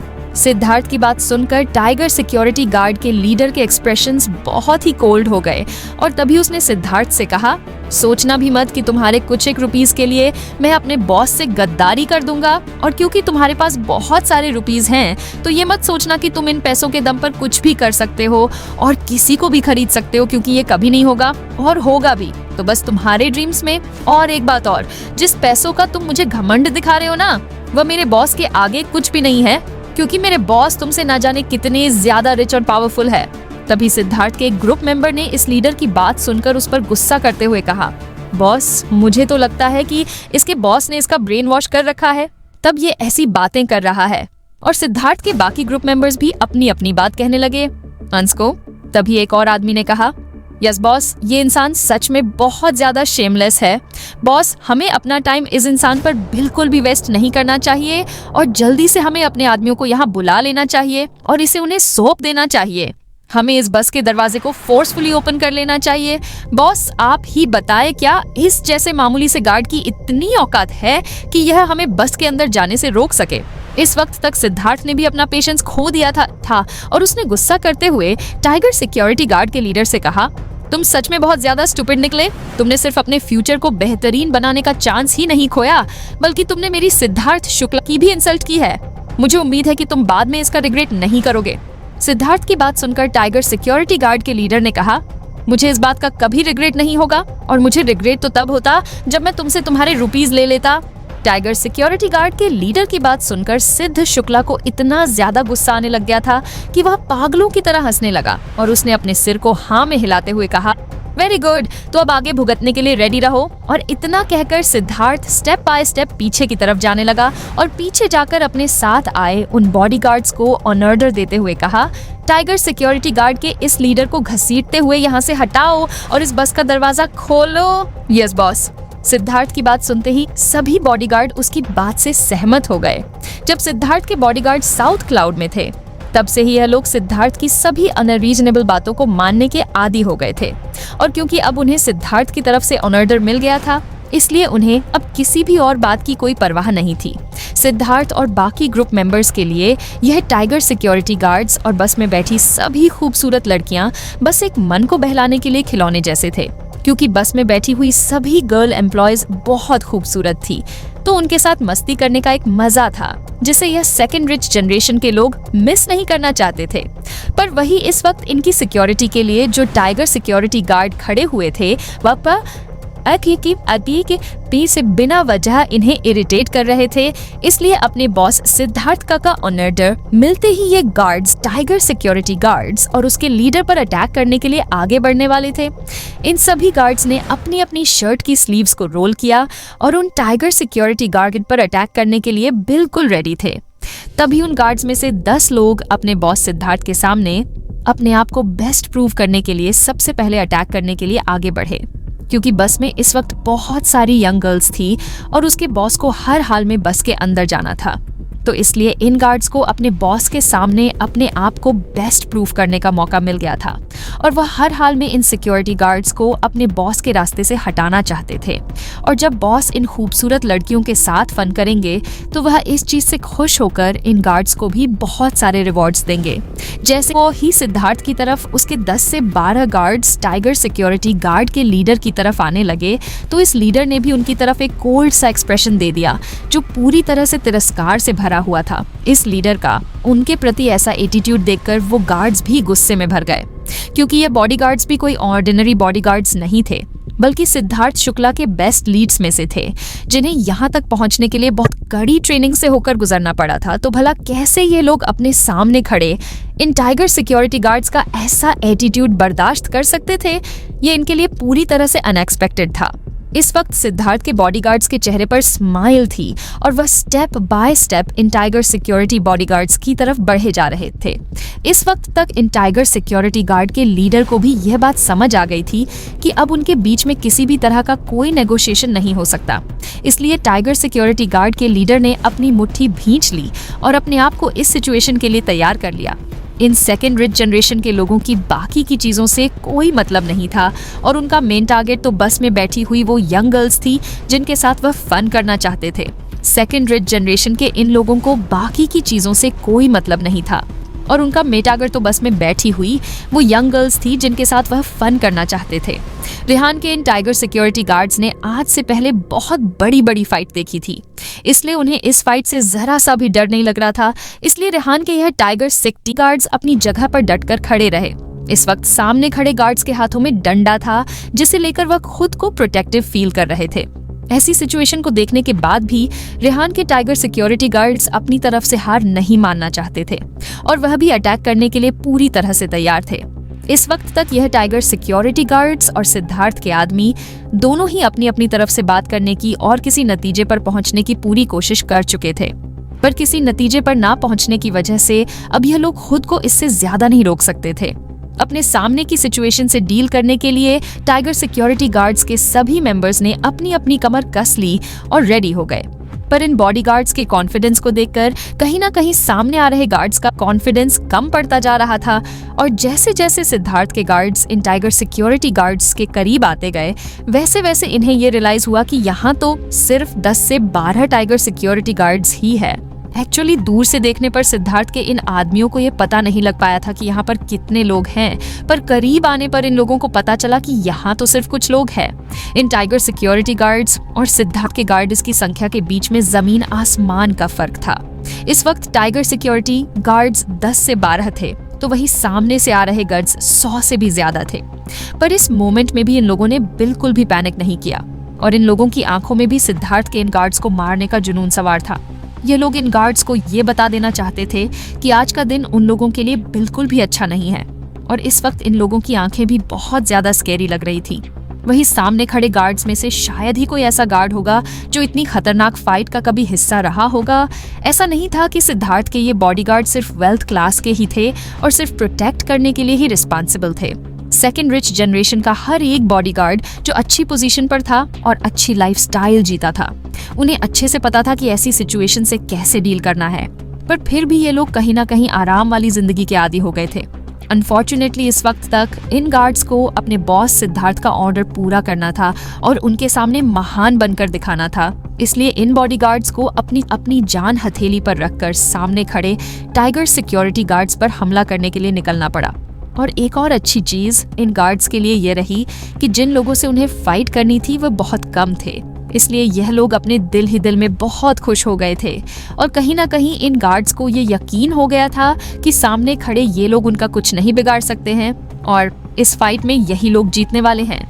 इसलिए ये लोग डरते हुए उन टाइगर सिक्योरिटी गार्ड्स की तरफ बढ़ गए और वही सिद्धार्थ के ग्रुप मेंबर्स में एक दूसरे के बीच बातें शुरू हो गईं। सामने खड़े उन लोगों को देखो, इस वक्त वो लोग एक कचरे के ढेर के अलावा और कुछ भी नहीं लग रहे। मुझे तो लग रहा है कि टाइगर सिक्योरिटी गार्ड्स का यह लीडर ऐसी सिचुएशन में कंप्लेन करने के अलावा और कुछ नहीं करने वाला। तभी सिद्धार्थ ने एक हल्की स्माइल हंसते हुए सामने खड़े उन टाइगर सिक्योरिटी गार्ड से कहा, मेरे लोग तुम्हें इतना मारने वाले हैं कि तुम्हें अपने किए पर पछतावा होगा, पर तुम लोगों की हिम्मत माननी पड़ेगी कि तुम अभी भी मेरी बात मानने से इनकार कर रहे हो।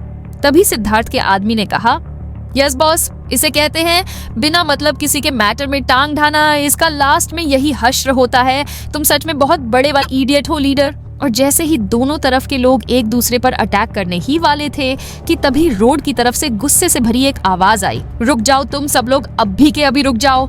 जैसे ही सिद्धार्थ के गार्ड्स ने यह आवाज सुनी वे वहीं रुक गए और पीछे मुड़कर देखने लगे। और जैसे ही इन लोगों ने एक अजनबी को वहां देखा तो वे लोग एक दूसरे की तरफ देखने लगे और बातें करने लगे। अंस्को, अब यह कौन है? क्या यह यहाँ पर इसलिए आया है ताकि जिन लोगों के साथ यहाँ फाइट होने वाली है ये उनकी मदद कर सके? अगर यह है तो मैं भी देखता हूँ कि ऐसा करने से मुझे कौन रोक पाता है। अब तुम कौन हो और अचानक कहाँ से आ गए? चुपचाप यहाँ से चले जाओ वरना तुम्हारे लिए भी अच्छा नहीं होगा। और वैसे भी बॉस अभी इस मूड में बिल्कुल भी नहीं है कि वह अब तुम्हें भी टॉलरेट करे। तुम्हें जो बोलना है कहीं और जाकर बोलो, यहाँ नहीं। और पता नहीं तुम जैसे लोग कहाँ से बीच में कूद पड़ते हैं। जब हम लोगों को तुमसे कोई लेना देना है ही नहीं तो दूसरों के मैटर में क्यों आ जाते हो अपनी टांग अड़ने? मैं अभी भी तुमसे कह रहा हूँ, चुपचाप यहाँ से चले जाओ वरना तुम भी नहीं बचोगे। गए एक्चुअली अभी अभी इन लोगों को कहा था वह कोई और नहीं बल्कि खुद रेहान मित्तल था। और जैसे ही रेहान ने सिद्धार्थ के लोगों की बात सुनी तो उसने उन लोगों से कहा, एक तो तुम लोगों ने पूरा रास्ता ब्लॉक कर रखा है, ऊपर से रास्ता ब्लॉक होने की वजह से सभी लोग यहाँ फंसे हुए हैं और तुम मेरे ही आदमियों को मारना चाहते हो। एक तो चोरी, ऊपर से सीना जोरी। तुम लोग सच में बहुत ज्यादा ब्रेव हो। रेहान की बात सुनकर सिद्धार्थ ने सरप्राइज होते हुए कहा, हो तो इन लोगों का बॉस फाइनली यहाँ आ ही गया। वहीं दूसरी तरफ जैसे ही बस में बैठी हुई सभी गर्ल एम्प्लॉयज ने और स्टार मून एंटरटेनमेंट के बाकी एम्प्लॉयज ने रेहान की तरफ देखा तो वह सब बहुत खुश हो गए और खुशी से चेयअप करने लगे और आपस में बात करने लगे। अंडरस्कोर, वाओ, फाइनली बॉस यहाँ आ ही गए और बॉस ने बिल्कुल एक हीरो की जैसे एंट्री मारी है। अब बॉस कितने ज्यादा हैंडसम लग रहे हैं। रेहान को देखकर शशा और रीना ने भी एक दूसरे की तरफ देखा। इस वक्त शशा और रीना बहुत खुश थी और उनकी आंखों में यह खुशी साफ देखी जा सकती थी। और तभी शाह और बाकी सभी गर्ल एम्प्लॉयज ने अपने मन में सोच कि फाइनली अब ये लोग भी उन सेकंड रिच जनरेशन पर अपना गुस्सा निकाल सकते हैं। इस वक्त तक शशा और बाकी सभी एम्प्लॉयज को यहाँ फंसे हुए 1 घंटे से भी ज्यादा टाइम हो गया था और जब से ये लोग यहाँ पहुंचे थे तब से ये इन सेकंड रिच जनरेशन के लोगों की बकवास बातें सुन रहे थे, पर चाहकर भी कुछ नहीं बोल सकते थे। पर अब जब रेहान यहाँ आ गया है तो अब जाकर ये लोग रिलैक्स फील कर रहे थे क्योंकि रेहान इन लोगों के लिए बिल्कुल एक बैकबोन की तरह था और उनमें से कुछ एम्प्लॉयज अब और वेट नहीं कर सकी और उन्होंने अपने बस की विंडो को ओपन करते हुए और रेहान की तरफ आवाज लगाते हुए कहा, बॉस, सेकंड रिच जनरेशन के यह लोग हमें परेशान कर रहे हैं। इस गर्ल एम्प्लॉय की बात सुनकर रेहान ने स्माइल करते हुए उससे कहा, डोंट वरी, मैं तुम्हारा बदला जरूर लूंगा। और जैसे ही बस में बैठी हुई सभी यंग गर्ल्स ने रेहान की बात सुनी तो वह सब एक साथ खुशी से चेप करने लगी और आपस में बात करने लगी। अंस्को, वाओ बॉस, सच में कितने ज्यादा केयरिंग है। इतने लोगों में से बॉस से ज्यादा कोई भी हैंडसम नहीं लग रहा और ये सेकंड रिच जनरेशन के लोग तो बॉस के जूतों की भी बराबरी नहीं कर सकते।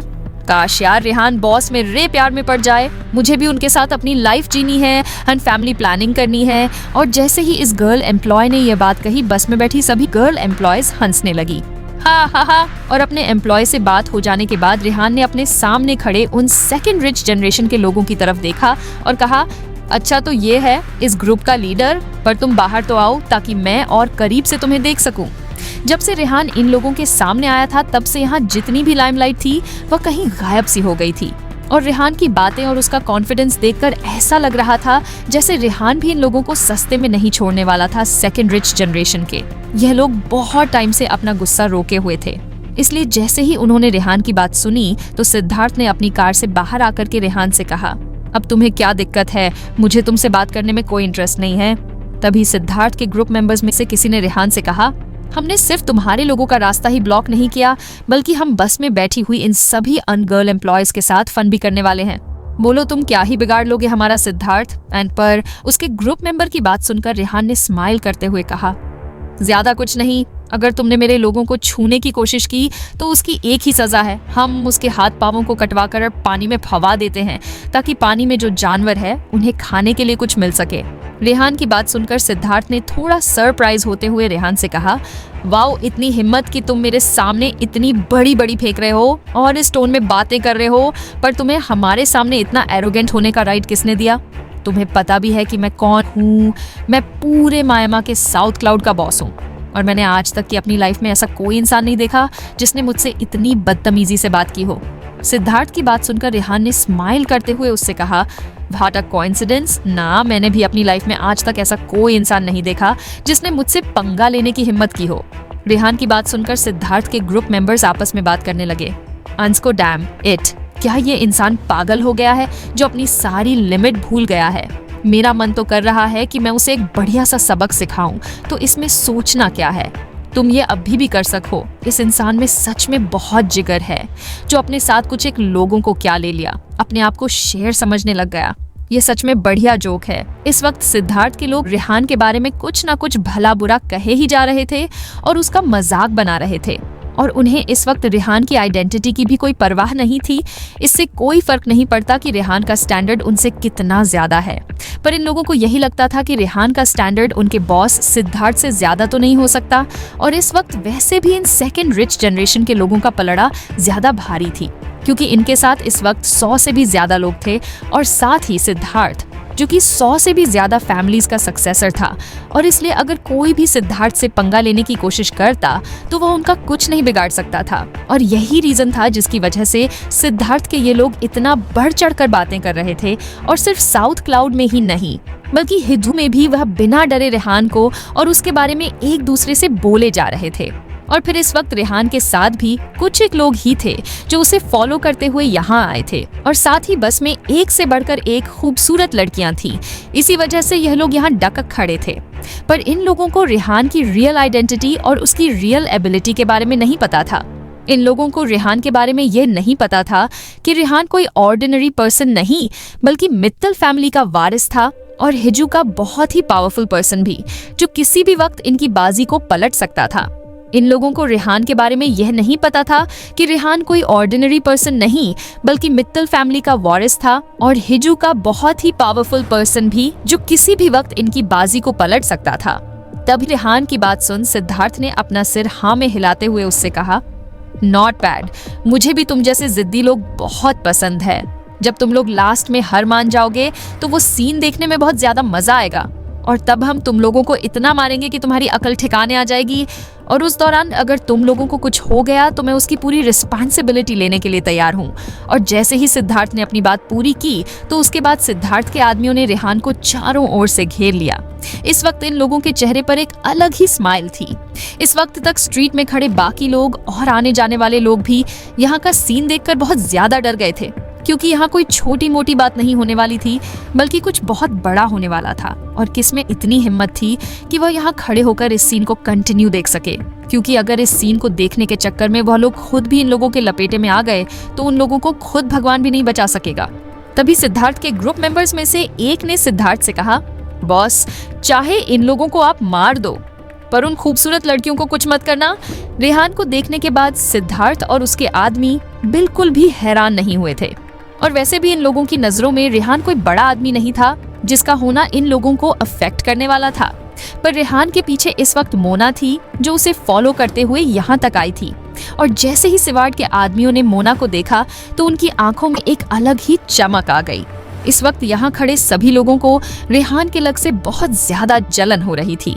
यह सभी लोग एक लंबी आह भरते हुए और आसमान में भगवान की तरफ देखते हुए यही सोच रहे थे कि आखिर क्यों जितनी भी खूबसूरत लड़कियां होती है वह सभी रेहान को मिल जाती है। क्या सभी खूबसूरत लड़कियां रेहान ने अपने लिए पहले से ही बुक कर रखी है? खैर, ये सब बातें अब ज्यादा मैटर नहीं करती थी, क्योंकि कुछ ही देर में उन सभी खूबसूरत लड़कियों को ये लोग रेहान से छीनने वाले थे। और इस वक्त तक सिद्धार्थ के आदमी रेहान को इस चीज के लिए थैंक्स कहना चाहते थे कि उसने इतनी खूबसूरत लड़कियों को देखने का उन्हें मौका दिया।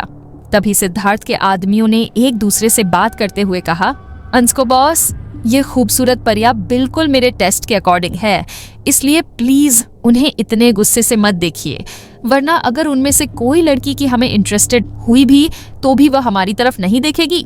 नो, उस लड़की को पहले मैंने देखा था, वो मेरी है, तुम कोई और चूज कर लो। गेट लॉस्ट, मुझे वही चाहिए, समझे तुम? इसलिए बेहतर यही होगा कि तुम अपने लिए कोई और ढूंढ लो। अरे हटो, तुम सब, वो लड़की सिर्फ मेरे लिए है। और इस तरह सिद्धार्थ के आदमी आपस में मोना और बाकी लड़कियों को लेकर एक दूसरे से आयु करने लगे। मोना को देखकर कोई भी यह नहीं कह सकता था कि वह कोई ह्यूमन नहीं बल्कि एक रोबोट है। यहाँ खड़े सभी लोगों को इस वक्त यही लग रहा था कि मोना एक खूबसूरत लड़की है जिसे इस वक्त हर कोई अपना बनाना चाहता था। मोना इस वक्त बिल्कुल एक परफेक्ट विमन लग रही थी, जिसे तैयार करने में कई साइंटिस्ट ने बहुत मेहनत की थी और उसे बिल्कुल एक ह्यूमन शेप दी थी। स्पेशली रजत, इसने इन सब में बहुत ज्यादा मेहनत की थी। और वैसे भी इस तरह के कामों में रजत का दिमाग बहुत ज्यादा चलता था। जब रजत मोना को डिजाइन कर रहा था और उसे यह पता चला कि इस रोबोट को एक वमन का फेस और बॉडी देने वाले हैं, तो उसने इस वर्ल्ड की सबसे खूबसूरत लड़की का फेस मोना को दे दिया, जो बनने के बाद एक परफेक्ट गोल्डन रेशियो बन गया। पर रेहान की नजरों में मोना की अपीयरेंस ने रेहान को बिल्कुल भी सरप्राइज नहीं किया था, क्योंकि रेहान के आसपास ना जाने कितने ही एक से बढ़कर एक खूबसूरत लड़कियां थीं और वह सभी टॉप क्लास ब्यूटीज थीं, जो उसके एक इशारे पर उसके लिए कुछ भी करने को तैयार थी। स्पेशली मैगी और सिया, और इन लड़कियों के पास जो था वो मोना के पास बिल्कुल भी नहीं था। स्पेशली उनका टेम्परामेंट, मोना के पास यह टेम्परामेंट इसलिए नहीं था क्योंकि मोना बस एक रोबोट थी। इसमें कोई शक नहीं था कि मोना का इंटेलिजेंस किसी भी ऑर्डिनरी इंसान के कंपैरिजन में बास के हाई कोई बहुत हाई था।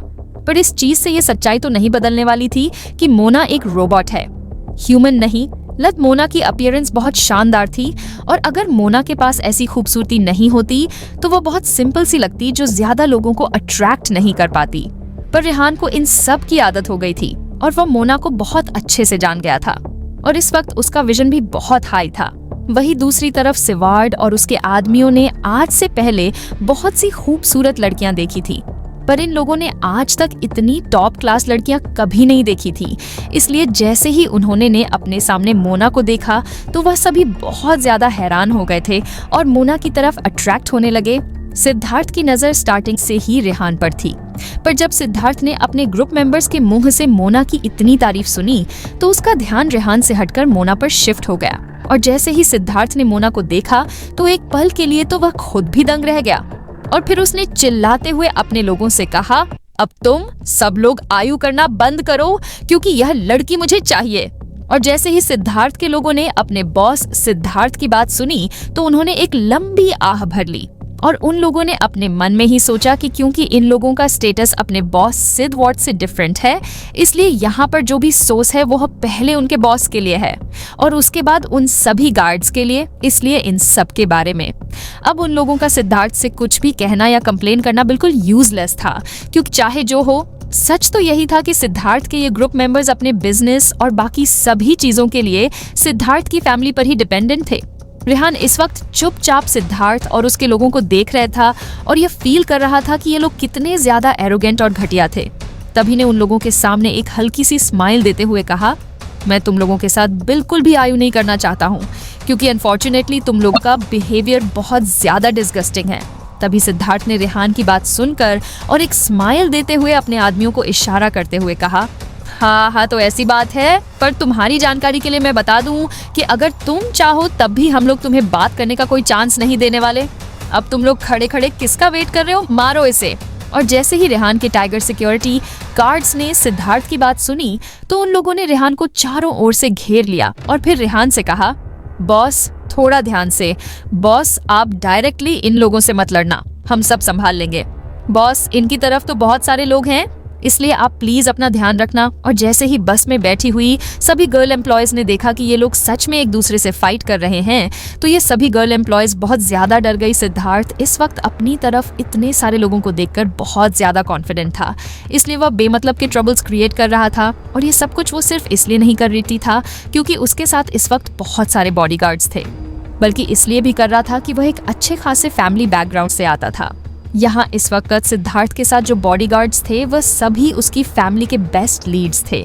इन सब के लिए फाइटिंग करना बहुत ही कॉमन सी बात थी, इसलिए अपने आदमियों को ऑर्डर देने के बाद सिद्धार्थ बहुत ही वाइल्डली हंसने लगा।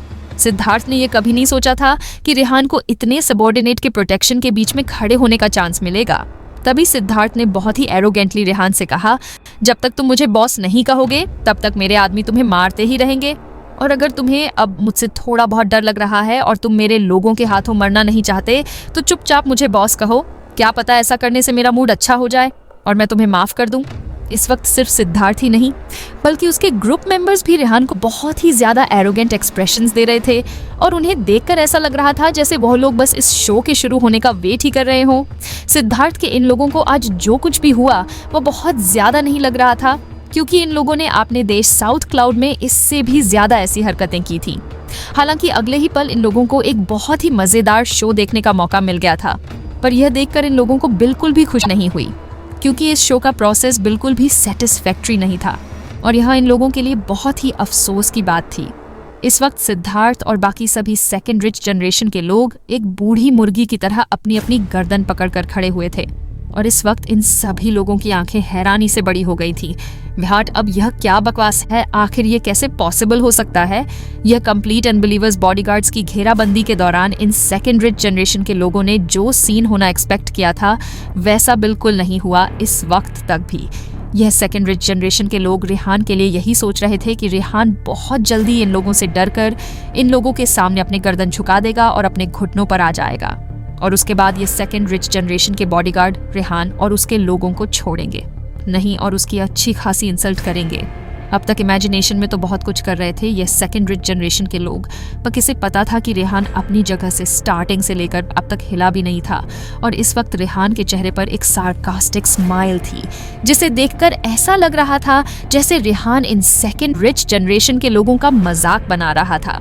रेहान इस वक्त अपनी जगह पर बहुत ही मजबूती के साथ खड़ा था, यहाँ तक कि सिद्धार्थ भी पहले ही कुछ दूरी पर जाकर खड़ा हो गया था और वही उसके गार्ड्स, इनके पैर तो इस वक्त डर के मारे थर थर कांप रहे थे। वही इसके अपोजिट रेहान के पीछे इस वक्त जो ब्यूटी खड़ी थी वह बिल्कुल एक ह्यूमन टैंक की तरह थी। इतने सारे बॉडीगार्ड्स को फेस करने के बाद वो रेहान को प्रोटेक्ट करने के लिए अभी भी वही खड़ी रही, जो बिल्कुल सही भी था। जैसे ही सिद्धार्थ के बॉडीगार्ड ने रेहान पर अटैक करना चाहा तो मोना, जो ऑलरेडी रेहान के पीछे ही खड़ी थी, उसने उन सभी गार्ड्स को रेहान के पास पहुंचने से पहले ही मार मार कर दूर कर दिया और इसके बाद भी अगर कोई गार्ड रेहान के पास बने शक्ल की तरफ बढ़ने की कोशिश कर रहा था तो उसको मना ने उठाकर कहीं दूर फेंक दिया था।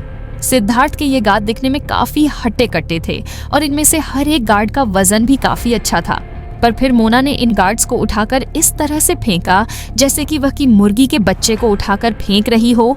और मोना ने जितने भी गार्ड्स को उठाकर फेंका था वह सभी यहाँ से 10 मीटर के दायरे के बाहर जाकर गिरे थे।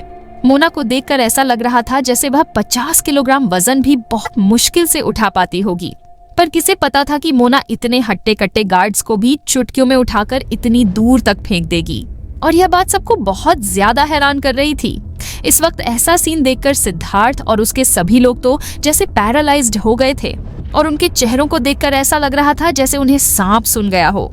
यह लोग चाहे जितना भी मोना के बारे में सोचने की कोशिश करें, पर फिर भी इन लोगों को यकीन नहीं हो रहा था कि भला इतनी मासूम और खूबसूरत सी दिखने वाली लड़की में इतनी पावस कहाँ से आ गई थी कि वह एक के बाद एक को उठाकर फेंक रही थी, क्योंकि कोई भी नॉर्मल लड़की तो ऐसा बिल्कुल भी नहीं कर सकती थी। तो क्या इसका मतलब ये है कि ये लड़की कोई सुपर हीरोइन है? इस तरह के अनबिलीवर्स शुक्ला अब शांत नहीं बैठ सकता था, क्योंकि ये सिद्धार्थ के लिए किसी झटके से कम नहीं था। यहाँ खड़े सिद्धार्थ के जितने भी आदमी थे उनमें से किसी की भी कैपेसिटी इतनी नहीं थी कि वह मोना का सामना कर सके और उसके सामने खड़ा हो सके।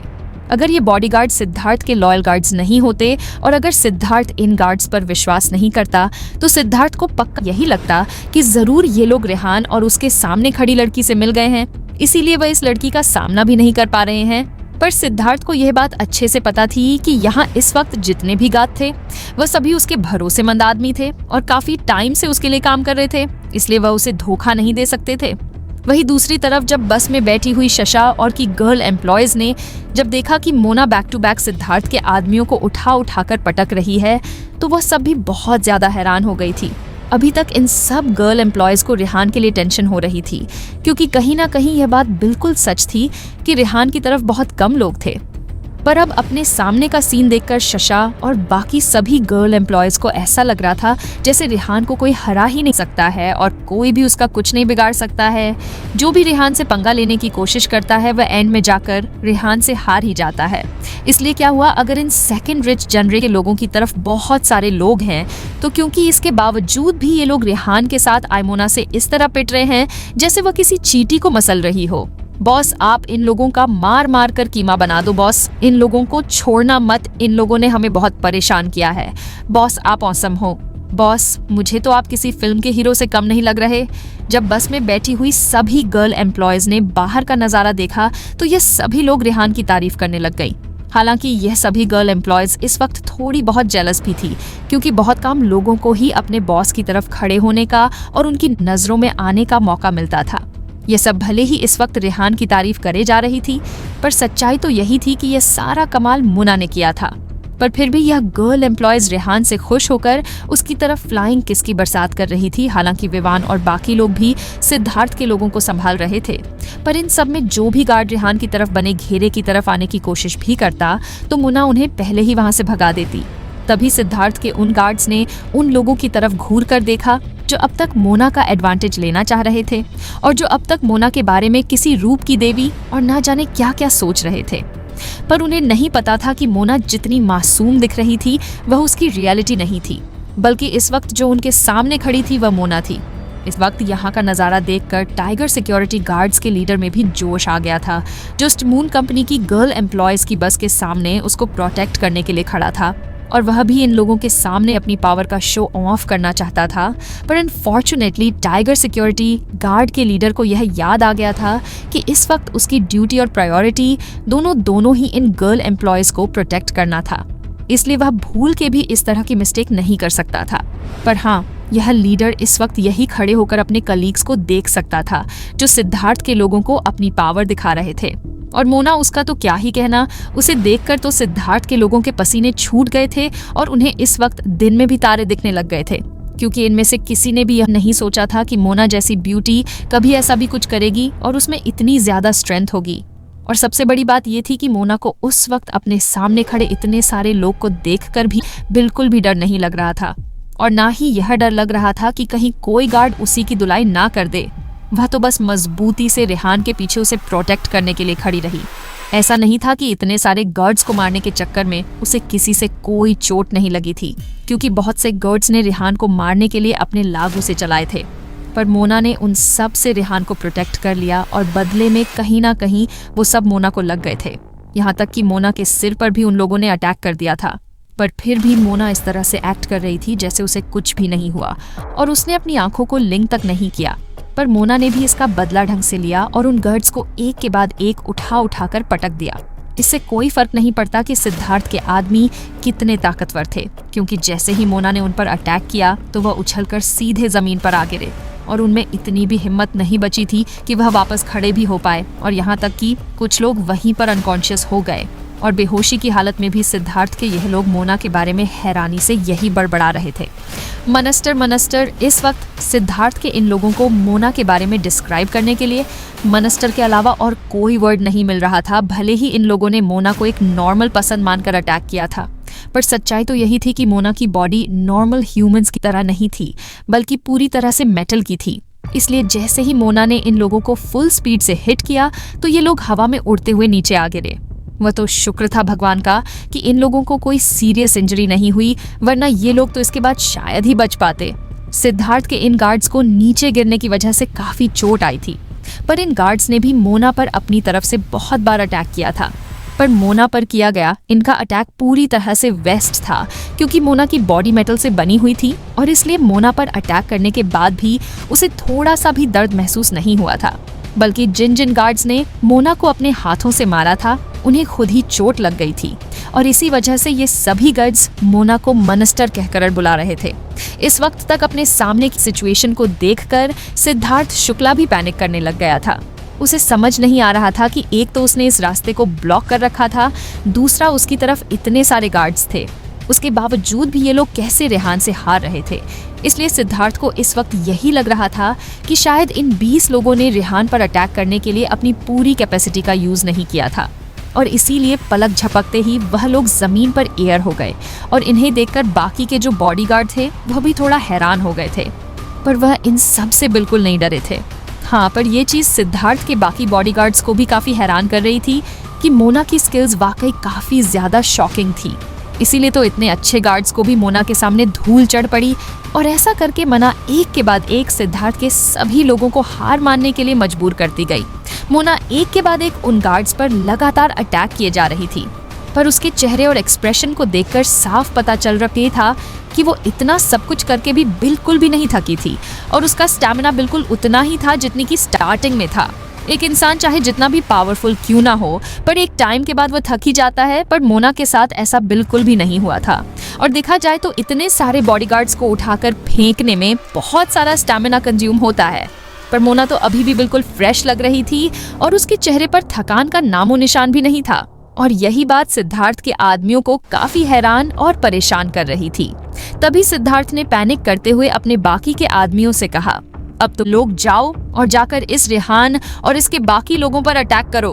किसी भी हाल में आज मैं इसे हारता हुआ देखना चाहता हूँ। जैसे ही उन बॉडीगार्ड ने, जिन्होंने रास्ता ब्लॉक कर रखा था, अपने बॉस सिद्धार्थ का ऑर्डर सुना तो उन्होंने अपनी स्पोर्ट्स कार की भी परवाह नहीं की, जिसकी कीमत लाखों में थी, और तुरंत अपनी अपनी कार लेकर रेहान की तरफ बढ़ने लगे। यह सभी लोग जंप मारते हुए और चिल्लाते हुए ग्राउंड से कार में आ गई और फिर कार को रेहान की तरफ घुमा दिया। पर रेहान को इन सब बातों से कोई फर्क नहीं पड़ रहा और रेहान अपनी जगह से हिला भी नहीं, क्योंकि इससे कोई फर्क नहीं पड़ता कि इस वक्त रेहान पर अटैक करने के लिए कितने लोग आ रहे थे, क्योंकि मोना के रहते यह उनके लिए कम्प्लीटली यूजलेस था और उन लोगों को ऐसा करने पर अभी भी मोना से मार ही खानी थी। इसके अलावा उनके पास और कोई ऑप्शन नहीं था। इस वक्त सिद्धार्थ की तरफ करीब 1000 से भी ज्यादा लोग थे और उन सभी लोगों ने रेहान पर हमला कर दिया था, पर फिर भी वह सब लोग रेहान का बाल भी नहीं हिला पाए। यह सब मोना अकेले इसलिए कर पा रही थी क्योंकि इस वक्त मोना को विवान और बाकी के सभी टाइगर सिक्योरिटी गार्ड्स पूरा सपोर्ट कर रहे थे। सिद्धार्थ इस वक्त यही चाह रहा था कि अगर उसके सभी आदमी एक साथ मिलकर मोना पर अटैक करेंगे तो वह जल्दी ही थक जाएगी, पर जैसा सिद्धार्थ ने सोचा था वैसा बिल्कुल भी नहीं हुआ। यह लोग 1 घंटे से भी ज्यादा टाइम तक आपस में लड़ते रहे, पर सिद्धार्थ के सभी गार्ड्स लास्ट में हारकर जमीन पर गिर गए। इस वक्त इन बॉडीगार्ड्स को ऐसा फील हो रहा था जैसे कि वह किसी ह्यूमन वॉल से टकरा गए हो। मोना अभी भी उसी जोश और हिम्मत से अपने दुश्मनों की तरफ बढ़े जा रही थी और अभी भी मोना को देखकर ऐसा बिल्कुल भी नहीं लग रहा था जैसे वह थोड़ा भी थकी हो। यह देखकर उनमें से कुछ बॉडीगार्ड्स को तो जैसे सांप ही सूंघ गया हो, क्योंकि यहाँ पर सिद्धार्थ की तरफ से 1000 से भी ज्यादा बॉडीगार्ड्स थे जिन्हें मोना का अभी सामना करना था।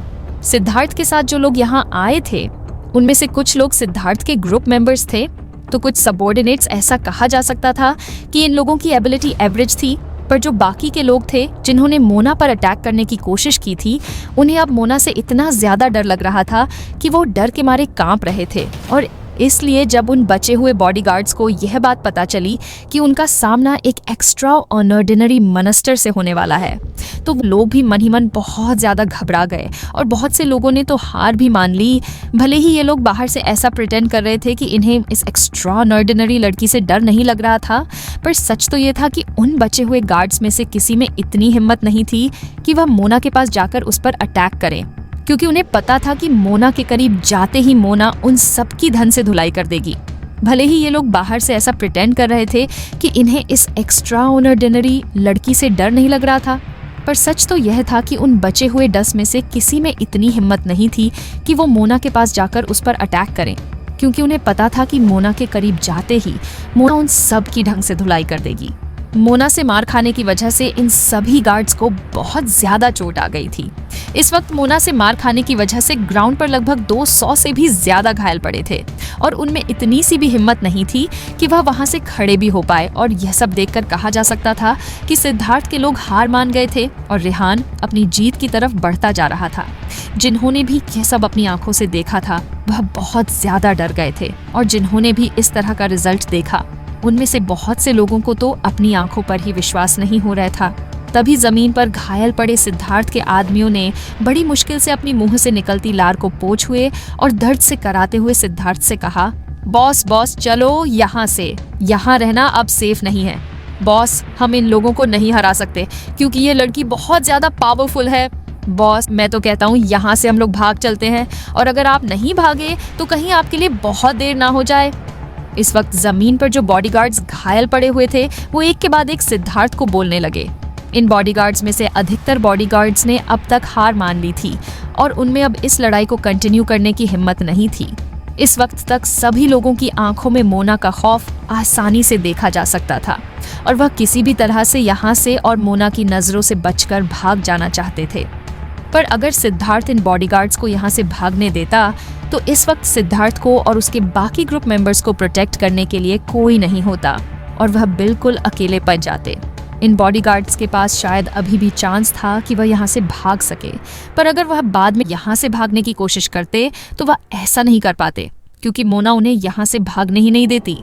अपने घास की ऐसी हालत देखकर कहीं ना कहीं सिद्धार्थ को भी मन ही मन मोना से डर लग रहा था। जब सिद्धार्थ हिजू आया था तो वह पूरे कॉन्फिडेंस के साथ यहाँ आया था क्योंकि उस वक्त उसके पास बहुत सारे बॉडीगार्ड्स थे जिन पर सिद्धार्थ को खुद से भी ज्यादा यकीन था। पर अब सिद्धार्थ के वही लोग रेहान की वजह से बुरी तरह पीटे थे और इन डस्ट को देखकर ऐसा लग रहा था जैसे ना ने इसके आदमियों को जानवर समझकर धोया हो। इसलिए अब तो फ्यूचर में भी सिद्धार्थ के यह लोग कभी खुद को इंसान नहीं समझ पाएंगे और दूसरा इन लोगों को यहाँ से जाने का मौका भी नहीं मिलेगा क्योंकि मोना उन्हें पहले ही मौत के घाट उतार देगी। और इस वक्त इन सब के अलावा सिद्धार्थ को जिस चीज की सबसे ज्यादा फिक्र थी वो यह थी कि सिद्धार्थ अगर यहाँ से चला भी गया तो वो वहां जाकर क्या मुंह दिखाएगा और उसकी रेपुटेशन भी कम हो जाएगी। सिद्धार्थ जिसने हमेशा से ही खुद के बारे में सोचा था उसने कभी भी खुद को ऐसी सिचुएशन में नहीं देखा था और ना ही उसे कभी इतना लॉस हुआ था। और इस वक्त प्रॉब्लम यह थी कि सिद्धार्थ इस वक्त अपने देश साउथ क्लाउड में नहीं बल्कि इंडिया के हिजू में था एंड यह सिद्धार्थ की अपनी टेरिटरी नहीं थी। और अगर वह अपने इन बॉडीगार्ड्स का यूज भी करता तब भी इनमें से कोई भी इतना कैपेबल नहीं था कि वह इन लोगों को रोक सके। वहीं रेहान की तरफ से मोना की ऐसी धमाकेदार परफॉर्मेंस के बाद वहां पर कुछ एक लोग जो सिद्धार्थ की तरफ थे वह बड़ी मुश्किल से वहां खड़े होकर रह थे, पर फिर भी अपने बॉस की नजरों में महान बनने के लिए वह बीच बीच में अपनी ताकत दिखाई देते थे, पर फिर से मोना से मार खाने के बाद अपनी जगह पर शांति से बैठ जाते थे। यह सब मोना भी इसलिए कर पा रही थी क्योंकि इस वक्त विवान और बाकी टाइगर सिक्योरिटी गार्ड्स ने रेहान को पूरी तरह से प्रोटेक्ट कर रखा था और इसलिए मोना भी आराम से सिद्धार्थ के लोगों पर पूरा ध्यान दे पा रही थी। तभी विवान ने मोना को ऑनर देते हुए कहा, मोना तुम यहाँ की टेंशन मत लो और जाकर सिद्धार्थ के बाकी लोगों से फाइट करो और तुम्हें हम लोगों की सेफ्टी के बारे में सोचने की या टेंशन लेने की कोई जरूरत नहीं है। अभी तुम बस इन लोगों से निपट। जैसे ही मोना ने विवान की बात सुनी तो उसने तुरंत विवान की बात का रिस्पांस देते हुए कहा, yes boss, initiative attack mode. और इतना कहकर मोना ने साइड से 2 इलेक्ट्रिक स्टिक निकाल ली। यह दोनों स्टिक्स पूरी तरह से मेटल से बनी हुई थी और आधा मीटर लंबी थी और इसके साथ ही इसके टॉप पर एक डिवाइस भी था जो हाई वोल्टेज इलेक्ट्रिसिटी रिलीज कर रहा था। इसकी स्पेशलिटी ये थी कि इसे एक नॉर्मल स्टिक की तरह भी यूज किया जा सकता था और एक हाई वोल्टेज इलेक्ट्रिक स्टिक की तरह भी। ये कोई नॉर्मल इलेक्ट्रिक स्टिक नहीं था जो कुछ एक बार इलेक्ट्रिसिटी यूज करने के बाद बंद पड़ जाती या फिर इसकी पावर कम हो जाती। इस वक्त मोना अपने साथ जो इलेक्ट्रिक स्टिक लेकर आई थी वो डायरेक्टली उसके एनर्जी को से कनेक्टेड थी और अगर इस इलेक्ट्रिक स्टिक को 1000 बार भी लगातार यूज किया गया तब भी इसकी इलेक्ट्रिसिटी पर कोई असर नहीं पड़ने वाला था क्योंकि यह एनर्जी डायरेक्टली उसके इंटरनल पावर को से होकर आने वाली थी। इस तरह के पावरफुल वेपन के साथ मोना सिद्धार्थ के बाकी बचे हुए सभी आदमियों को भी बहुत अच्छे से संभाल सकती थी। और जैसे ही सामने खड़े सिवार्ड के आदमियों ने मोना के हाथ में उस स्टिक को देखा जिसमें से इलेक्ट्रिसिटी निकल रही थी तो यह देखकर वह सभी लोग इतने ज्यादा हैरान हो गए कि उनके चेहरे की मसल्स भी उभरने लग गई थी जिसे इस वक्त साफ देखा जा सकता था। और उनमें से तो कुछ ऐसे भी थे जिनकी डर के मारे पंथी गीली हो गई थी और उनको देखकर यही लग रहा था जैसे अब तक बस वह खुद को डिफेंड ही कर रहे थे। और अगर अब उन्हें मोना पर अटैक करने का मौका मिलता या सिद्धार्थ के कहने पर इन लोगों को मोना पर अटैक करना पड़ता तो इन लोगों की डर के मारे जान ही निकल जाती। मोना जैसी मनस्टर से फीतो करने की हिम्मत अब किसमें हो सकती थी। तभी मोना चिल्लाते हुए उनकी तरफ बढ़ने लगी। अनफॉर्चुनेटली बाहर जाने का रास्ता पूरी तरह से ब्लॉक था और अब अगर सिद्धार्थ या उसके आदमी भागना भी चाहते तो भी वह यहाँ से नहीं भाग सकते थे। अपने सामने का नजारा देखकर और मोना को ऐसा करते हुए देखकर इस वक्त तक डर के मारे सिद्धार्थ की भी पन गीली हो गई थी और पलक झपकते ही उस खूबसूरत लड़की मोना ने 1000 से भी ज्यादा लोगों को ढेर कर दिया था। और यह सच में पूरी तरह से लॉजिकल था क्योंकि यह सब या तो किसी मूवी में या फिर किसी सीरियल में ही पॉसिबल हो सकता था, पर रियल लाइफ में भी ऐसा कुछ हो सकता था। इस बात पर अब तक किसी को भी यकीन नहीं हो रहा था और ये दिखने में बिल्कुल भी रियल नहीं लग रहा था। यहाँ तक कि अपने सामने जो कुछ हो रहा था उस पर यकीन करने के लिए सिद्धार्थ ने अपनी आंखों को एक बार फिर से साफ किया, यह सोचकर कि कहीं ये उसकी कोई इल्यूजन तो नहीं है, क्योंकि पिछले कुछ दिनों से सिद्धार्थ ठीक से रेस्ट भी नहीं कर पाया था और सिद्धार्थ के पीछे जो उसके ग्रुप मेंबर्स थे वह तो और भी ज्यादा शॉक थे। इसलिए उन्होंने अपने हाथ पर छट्टी काट कर देखा कि इस वक्त वो लोग जो कुछ भी देख रहे थे वह सच था या वह भी कोई सपना ही देख रहे थे। मोना की पावर्स पर सिर्फ सिद्धार्थ और उसके आदमी नहीं बल्कि खुद रेहान के आदमी और स्टमून एंटरटेनमेंट कंपनी के एम्प्लॉयज भी यकीन नहीं कर पा रहे थे और इसलिए मोना को ऐसा कमाल करते हुए देखकर उनकी आंखें हैरानी से बाहर निकल आई थी। स्टार्टिंग में जब सिद्धार्थ के लोगों ने यह देखा कि मोना कैसे उसके आदमियों को एक हाथ से उठाकर नीचे पटक रही थी और उसे देखकर ऐसा लग रहा था जैसे वह किसी चूहे को ऊपर से नीचे गिरा रही हो, उस वक्त तक कुछ एक लोगों को ही मोना पर डाउट हुआ था, पर अब हर एक इंसान को मोना की आइडेंटिटी को लेकर डाउट हो रहा था क्योंकि कोई भी नॉर्मल इंसान ऐसा कुछ तो कभी नहीं कर सकता था। इसलिए सभी लोगों को अब यही लग रहा था कि मोना के साथ कुछ तो गड़बड़ है। इससे कोई फर्क नहीं पड़ता कि एक इंसान कितना ज्यादा पावरफुल और वेल ट्रेड है, पर इसके बावजूद भी कोई इंसान बिना थके और रुके एक ही बार में अकेले 22 लोगों को कैसे उठाकर नीचे धरती पर पटक सकता था, क्योंकि एक ह्यूमन की भी लिमिट होती है। पर अब यहाँ पर मोना ने एक ही किक मारकर सिद्धार्थ के सभी गार्ड्स को घायल कर दिया था।